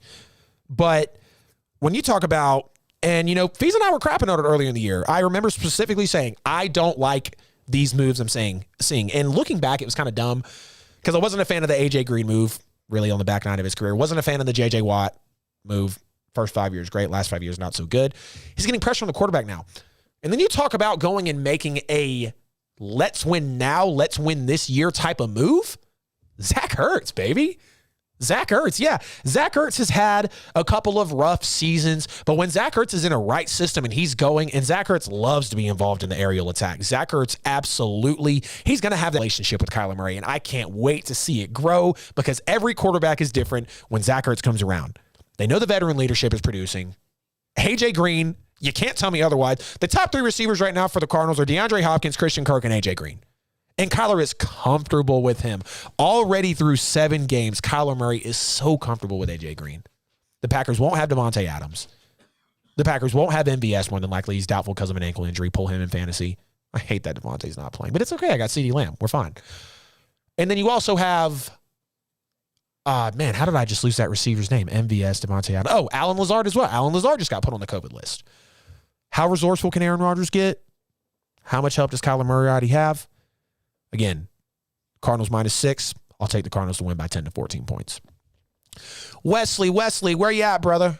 I'm talking about your Titans again. Titans versus Colts. Titans are 5-2. Kind of a weird 5-2. They're viewed as that team to where, okay, yeah, they're kind of boring. They're just going to pound the ball, and they're going to eat 25 minutes off the clock with that big old dude, number 22 right there, Derrick Henry. But when you also talk about how the Colts have been playing as well, and I know they're a 3-4 team, they had a big win for them, even though I'm not going to hype them up. San Francisco's a bad football team. They're 2-4. The Super Bowl year was a fluke. Kyle Shanahan is out after this year, maybe even if not the midseason. God, I don't know. But when you talk about the Colts getting this win, Carson Wentz, 11 touchdowns, 1 pick. I'm not going to gawk at the 1 pick. Yeah, great job. You're taking care of the ball. You led the NFL in interceptions and were close to it for a couple years. 1 year you actually led, I want to say, in turnovers as well. So Carson Wentz is trying to play better for this Colts team. He's trying to be more gentle with the ball. He's trying to trust Jonathan Taylor more. He's trying to get that relationship with Frank Reich still going. But when you talk about the way the Titans have played the last 2 weeks, they have instantly reinserted themselves back into at least okay, yeah, we can kind of let you in the Super Bowl bubble type of conversation, but if you get one more real statement win, because if the Chiefs were anybody else, if the Chiefs were any other elite team, because they're not, they're 3-4, they're below 500, they're last in the division. The Chiefs love to turn the football over. That's not a big win. And I love the win against Buffalo. Josh Allen did slip, but I still love the win. I'm not going to take anything away from you. You still played down to the wire and showed the league that there's enough movement, that there's enough chemistry, that there's enough of a game plan to slow down the big Josh Allen and the roaring Bills defense. At the end of the day, I am going to like this Jonathan Taylor, Derrick Henry matchup. I expect a lot of slow football here. I expect a lot of, trench work back and forth. How are the gaps going to look? Is Tannehill going to be able to get comfortable? Because I know the Colts are dealing with some injuries right now, and I want to check the line. So the Colts are +1.5. If that tells you anything, Vegas knows something. I mean, I know it too, but Vegas is hinting at something that we might not know. Okay? Vegas knows that it's a 1.5 point spread because of how both of these teams have played. with the win over the Niners, the Colts just kind of feel like they've got a surge going right now. And look, I'd love to see it. The Colts have absolutely disappointed. I'm so pissed off by what the Colts have been. They have one of the best rosters in the NFL. I said it once and I'll say it again. If the Colts had Matt Ryan, they'd be a Super Bowl contender. 100%. If the Colts acquired a halfway decent quarterback. And look, Carson Wentz is not playing bad. But he's not your franchise guy. He's not your team leader. He's not going to be your Super Bowl winner. Don't talk to me about that BS ring that Nick Foles won. I understand he won 11 games to get you the home field. But Carson Wentz is not the guy. And let's just call it how it is. I have the Titans winning this football game. I can maybe see the spread covered, to be honest with you. Plus 1.5. Like I said, it's going to be a grinded out, who's going to slip first type of football game. And I think we'll have the Titans come out on top here. Steelers versus Browns. I know you're probably wondering why you're going to put the Steelers and the Browns on the lineup, but this is another divisional game. You have the Steelers at 3-3, and you have the Browns at 4-3. The Browns now have expectations. And what's crazy is Fee said it last week. We talked about them being a disappointing team. Were the Cleveland Browns really playing any worse or any better than last year? They were 4-2 actually last year versus being 3-3 this year. Expectations are different. The roster feels different. Coach of the year, Baker Mayfield, an improved year. We have the best rushing attack in the league. Our front seven is great. Yada, yada, yada. We know about the Browns. Okay, 11 games last year. It's a good team. But at the end of the day, I think they're underperforming. I think they will beat the Steelers. But when you also talk about, I didn't think the Steelers are going to be anything. I didn't think the Steelers are going to be any sort of threat. I know here comes Jamila in the comments. I think the Steelers are going to be any sort of threat or, they were going to be elite at any position. I mean, yeah, they got TJ Watt and they've got Minka Fitzpatrick. And we know that they have that defensive culture. But is it enough to stop Baker? Is it enough to uphold a Nick Chubb who, we don't know if he's going to play or not. He's trying to come back, hopeful to play in the next game. No Kareem Hunt. I mentioned the trade there that the Browns could make for a Marlon Mack.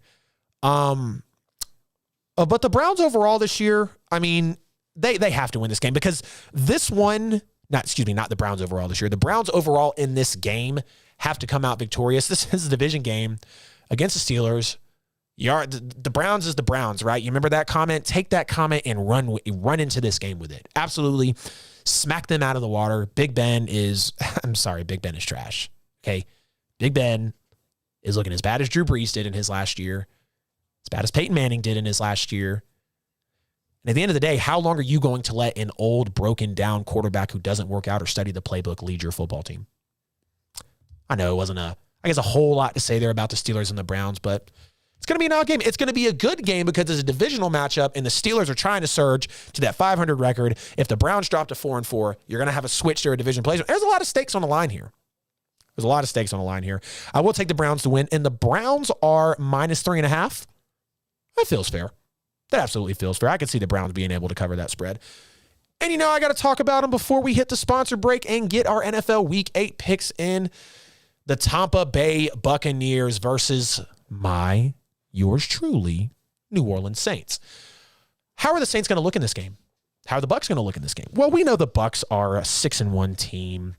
I mean, they're playing lights out. Some people have them as the best team in the NFL. Tom Brady is, MVP runs, slinging the ball around the yard, NFL records, trying to get some of that defensive culture to pick back up for him because we know the secondary isn't, it's not everybody's favorite.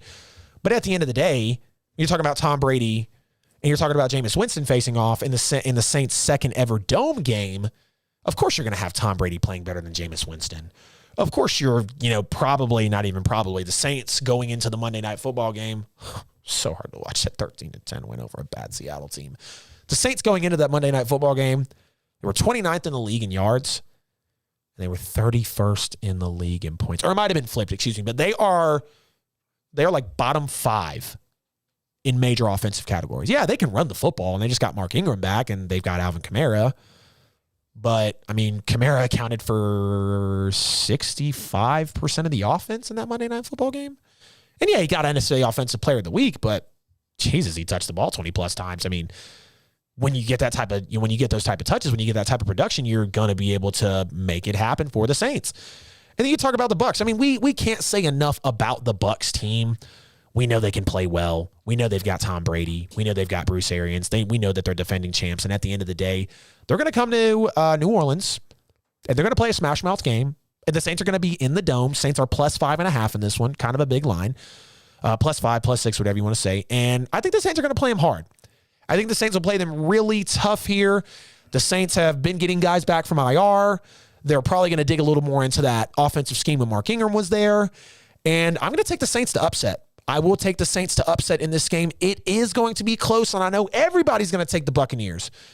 I know the team is different with the players, and I know the quarterback is different. But you know that Sean Payton and Dennis Allen have Brady's number outside of the playoffs, okay? And I know the playoffs is when it matters. They're 1-1 in the dome. Go figure. But the Saints are going to take this game.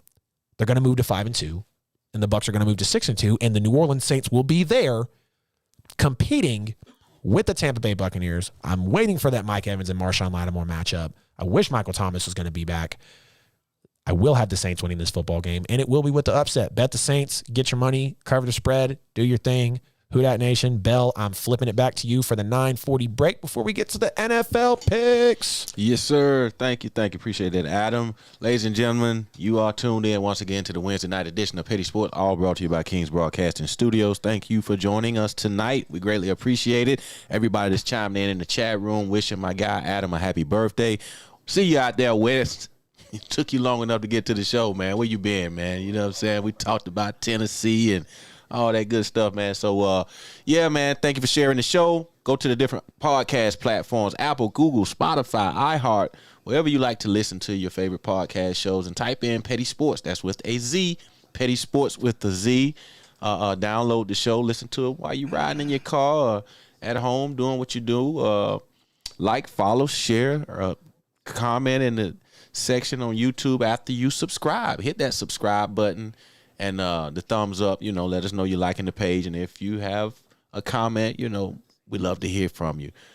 Go to kingsbroadcasting.com, spend some money, buy some merch. The holiday season is approaching. We have a lot of great gift ideas over there. T-shirts, hoodies, tumblers, mugs, all that good stuff. Just go check us out and spend some money and help support what we're doing over here to bring forth this great content that we do every week. Call in. 678-871-9602, 678-871-9602. We thank you once again. We really appreciate it. And support black business, support black businesses, because we do. ATL ho. Now back to the regular schedule program. You already know what time it is. You are live and direct with Petty Sports. We have about 20 minutes here left on the show. Guys, it's been so fun. I appreciate everybody tuning in tonight. All the callers chopping it up with me. Sean, love you, bro. Carlos, love you, bro. Andrew, love you, bro. Y'all have been absolutely great. Thank you for the birthday wishes. Thank you for the love for the segments. Thank you for the like, the comment, the subscribe, the share, the everything. Share it with the friends, coworkers, sisters, brothers, friend. Share it with everybody. Everybody needs to know about Petty Sports every Wednesday, 8 p.m. Eastern time. It's not about where Petty Sports is. It's about where you listen. Let's go ahead and get into the NFL Week 8 picks. But we'll stop first. We're going to take a look back at Week 7, G. I know you got the nice graphic-y up there for us. Going to show us how the picks played out for Famous Facts, Fees, and I'll triple F off of the United game. No worries, though. We're holding it down here. Fees and I both went 9-4. Love that Titans upset pick. Yeah, there you go, Wesley. I'll let you shake your tail feathers a little bit there. Pretty even picks across the board. Wow. How about the Bengals, though, with that upset? Absolutely. I picked my New Orleans Saints to win that one, but then I was a dummy and turned around and took the what's it called? Took the Niners. Did we really both? That has to be a typo. Did we really both pick the Eagles? There's no way. There is no way. I am looking right now because I think I botched that. There is no way that we both picked the Eagles. I'm so happy that Fees has sent this over to me. And I have Fees' picks as well. No, we didn't. No, we both took the Raiders. Yeah, we both took the Raiders. I'm dumb. That AF should be on the Raiders side. 71-36 for your boy, yours truly, Adam Lewis. And Triple F Famous Facts Fees at 68-39 on the season. You already know every single week in the NFL, we pick every single game from the best to the worst and everything in between. Let's go ahead and get into it. Packers and Cardinals. We already discussed this one. Packers are -6, or excuse me, Packers are +6. Cardinals are -6. I think Cardinals will win. They got the better team. They got a bet. I think right now they have the better quarterback, the better offense. The coaching is comparable at this point. Look at the 7-0 Cardinals, and you want to talk about, the defense is better. Aaron Rodgers is missing a lot. His back is against the wall. Who knows how Aaron Rodgers might show out in this game? I am going to take the Arizona Cardinals to win. They will cover the spread. Bet your money. Bet Kyler. Start him up. Here we go. Panthers, Falcons. Falcons are -3 in this one, and I will take the Atlanta Falcons to win this game as well. They're at home. It's -3. They're on a 3-game winning streak. Kyle Pitts has immediately found himself into this offense, it feels like, the last weeks. Do you realize that the last 2 weeks have really given Kyle Pitts that record? And I'm not taking anything away from him. Kyle Pitts is a great player. He's a top receiver already in this league. You heard the names. He's got more yards than DeAndre Hopkins, Darren Waller, Adam Thielen, Keelan Allen. He can ball. And when you talk about Matt Ryan basically just replacing one pony, one unicorn with another, that's what it's turning into. Matt Ryan playing comfortably. The defense is trying to come around. And the Panthers were complete fool's gold at 3-0. Sam Darnold is reverting back. I've even heard crazy talks about, is Sam Darnold on the trade deadline? What the hell? Sam Darnold getting traded? He did get benched because he played horrible. I'm not going to sit here and rag on him because he is missing Christian McCaffrey. But at the end of the day, the Atlanta Falcons will win this game. They will cover the spread. Bet your money, start them up, and here we go. Titans at Colts. We did go over this one as well. Colts are +1.5. I'm going to take the Titans to win here. Wesley, I'm really curious to say why you said that the Titans were going to lose this football game. Titans might lose. It could be a trap. Right, yeah, Honey Muffin. What is that, Mike? She over there saying sweet names, and she's going to be calling me Sugar Cookie before too long. Yeah, I think her and Wesley got some kind of weird love affair going.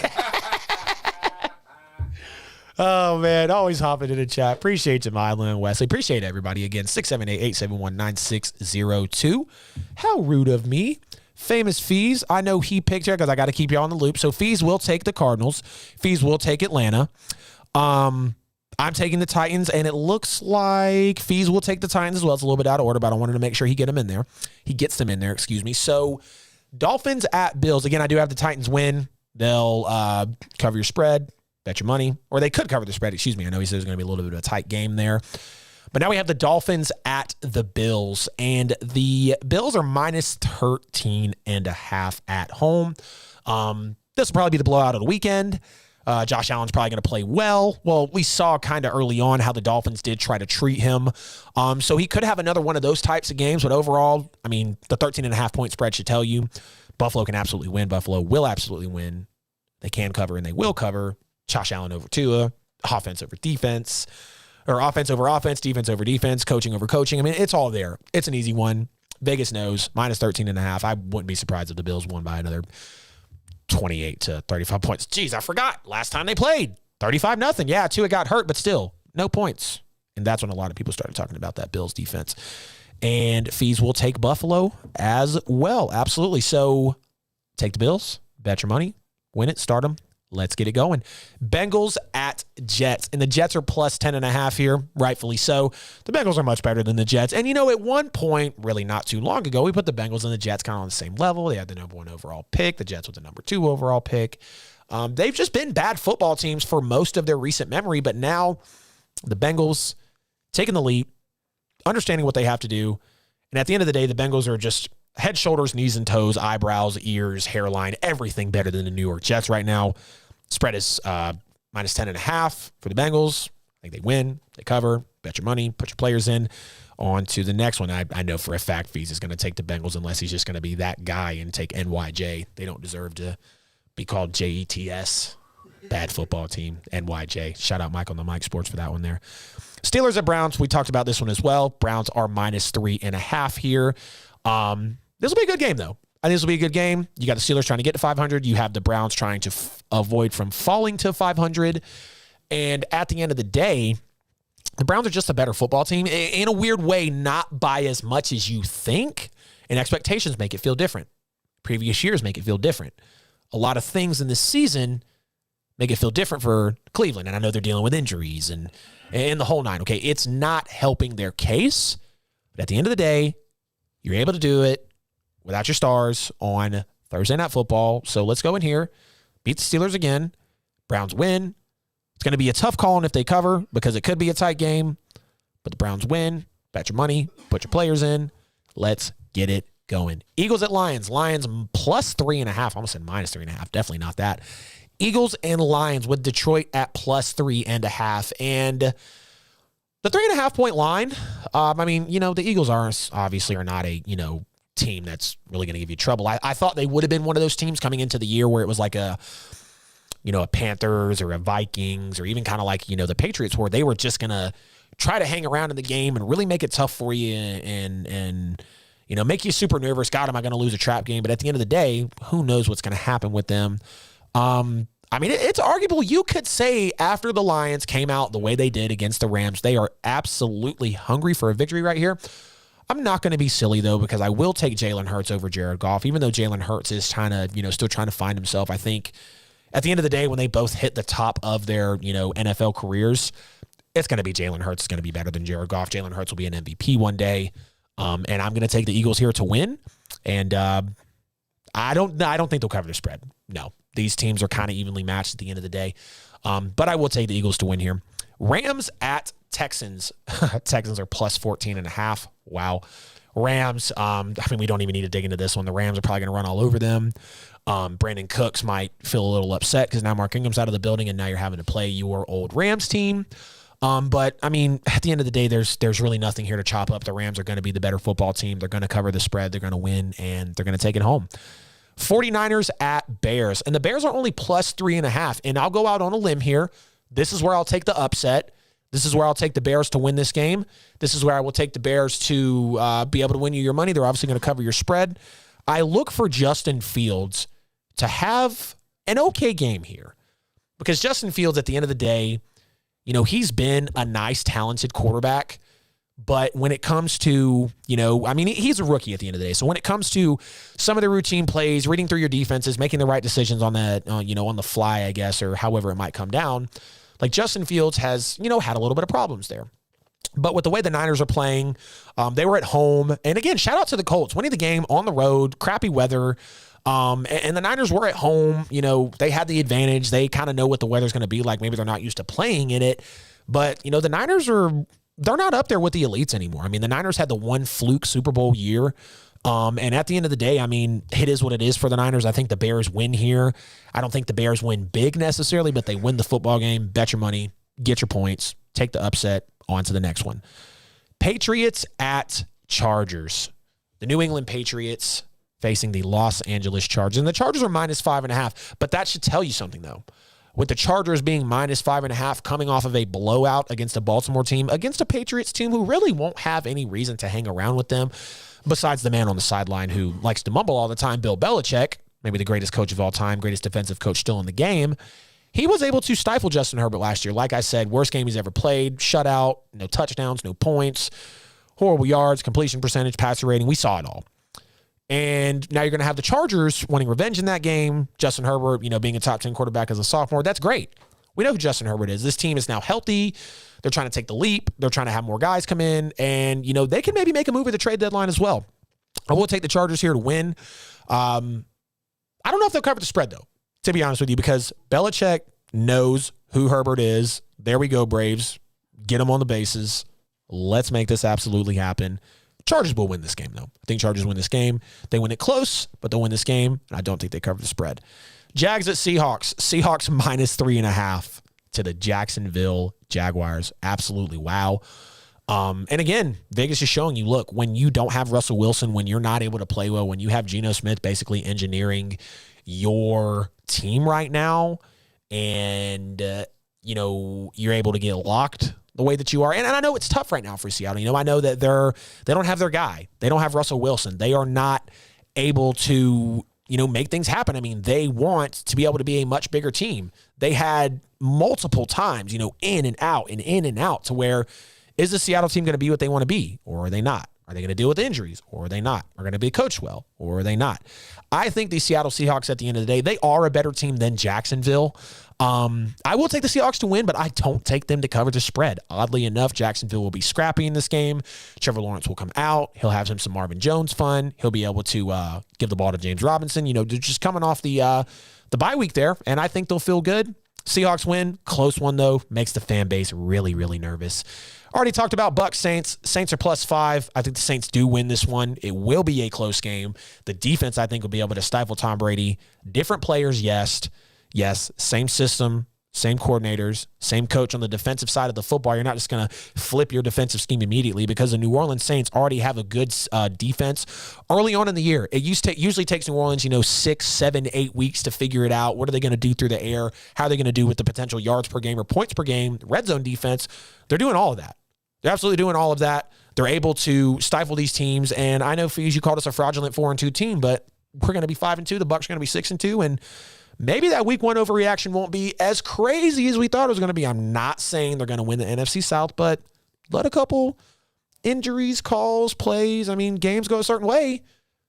You have New Orleans Saints potentially competing for the NFC South. You have the Saints to win. Saints will upset. Bet your money. Start your players. Let's go. Washington football team at the Denver Broncos.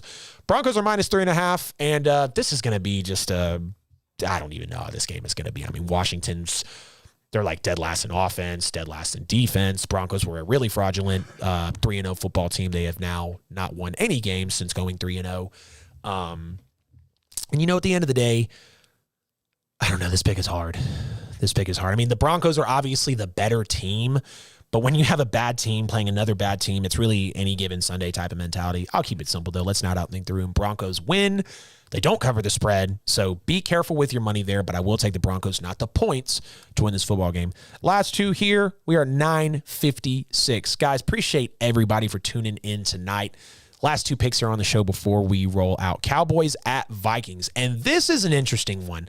The Vikings are only +2.5 in this football game at home, so Vegas smells something in there. The Vikings are maybe smelling blood in the water. Who knows? Okay. I think it's because the Cowboys coming off the bye week. They might be sluggish. You're obviously looking for them to be able to rebound. You're looking for the Cowboys to be able to win big against the Vikings because that's what they should do. They just had a close game with the Patriots. A lot of people were saying, oh, what do we do with the Cowboys? It was this whole Patriots game. Don't overthink it. The Cowboys are still a consistent team. Yes, they could work on the defense more, but it's better than what it used to be. We talked about Micah Parsons, Dak Prescott. They're looking great out there. CeeDee Lamb is emerging. Zeke is trying to get back to himself, and the Cowboys overall will just be the better football team in this game. They will win. They will cover the spread, so do bet your money there. Take the Cowboys and the points. We're moving on. Last game here, our Monday night football game. Giants at Chiefs. Chiefs -10. And call me crazy, but this could be a game where the Chiefs don't cover the spread. They really could. Think about it. At the end of the day, Chiefs been a bad football team. They're turning over the ball a lot. The Giants just blew out the Panthers. They're trying to be that scrappy team. I'm not taking the Giants to win, so don't think I'm going to say the Giants are going to win here. The Chiefs will win. They are -10. I think Patrick Mahomes has a bounce-back game. Andy Reid has a bounce-back game. Both defenses are bad, but obviously Mahomes is going to torch the New York defense more than Daniel Jones will torch the Chiefs defense. Who knows? It could be a shootout. It could be a blowout. Chiefs win. I'm not touching those points, though, just because these two teams are really not that far from each other at the end of the day when you talk about how they're playing overall in the season with the chemistry. Chiefs win here. That is going to wrap up tonight's episode of Petty Sports, ladies and gentlemen. Really appreciate everybody calling the show, liking, commenting, subscribing, hitting the bell, tuning in with you, boy, on his birthday, his first ever 2-hour live show, holding it down for Famous Facts Fees. Guys, I had so much fun. It was everything that I thought it would have been and more. Team, you're absolutely great. Babe, thank you so much for sitting in the studio tonight and bringing us sweets. Fees, I miss you, bro. I know you'll be back next week. Again, it's not about it's not about where Petty Sports is. I almost said that backwards. It's about where you consume your content. We're absolutely everywhere. If you can just find a few places to subscribe and give us some engagement, Instagram, Twitter, TikTok, YouTube. Really trying to push on there. Y'all been super awesome. You already know next Wednesday, 8 p.m. Eastern time, the crew is back.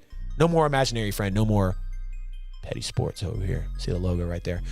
All right, guys. Breaking down the trade deadline next week as well. Petty Sports is out. We'll see y'all next time. It was lit.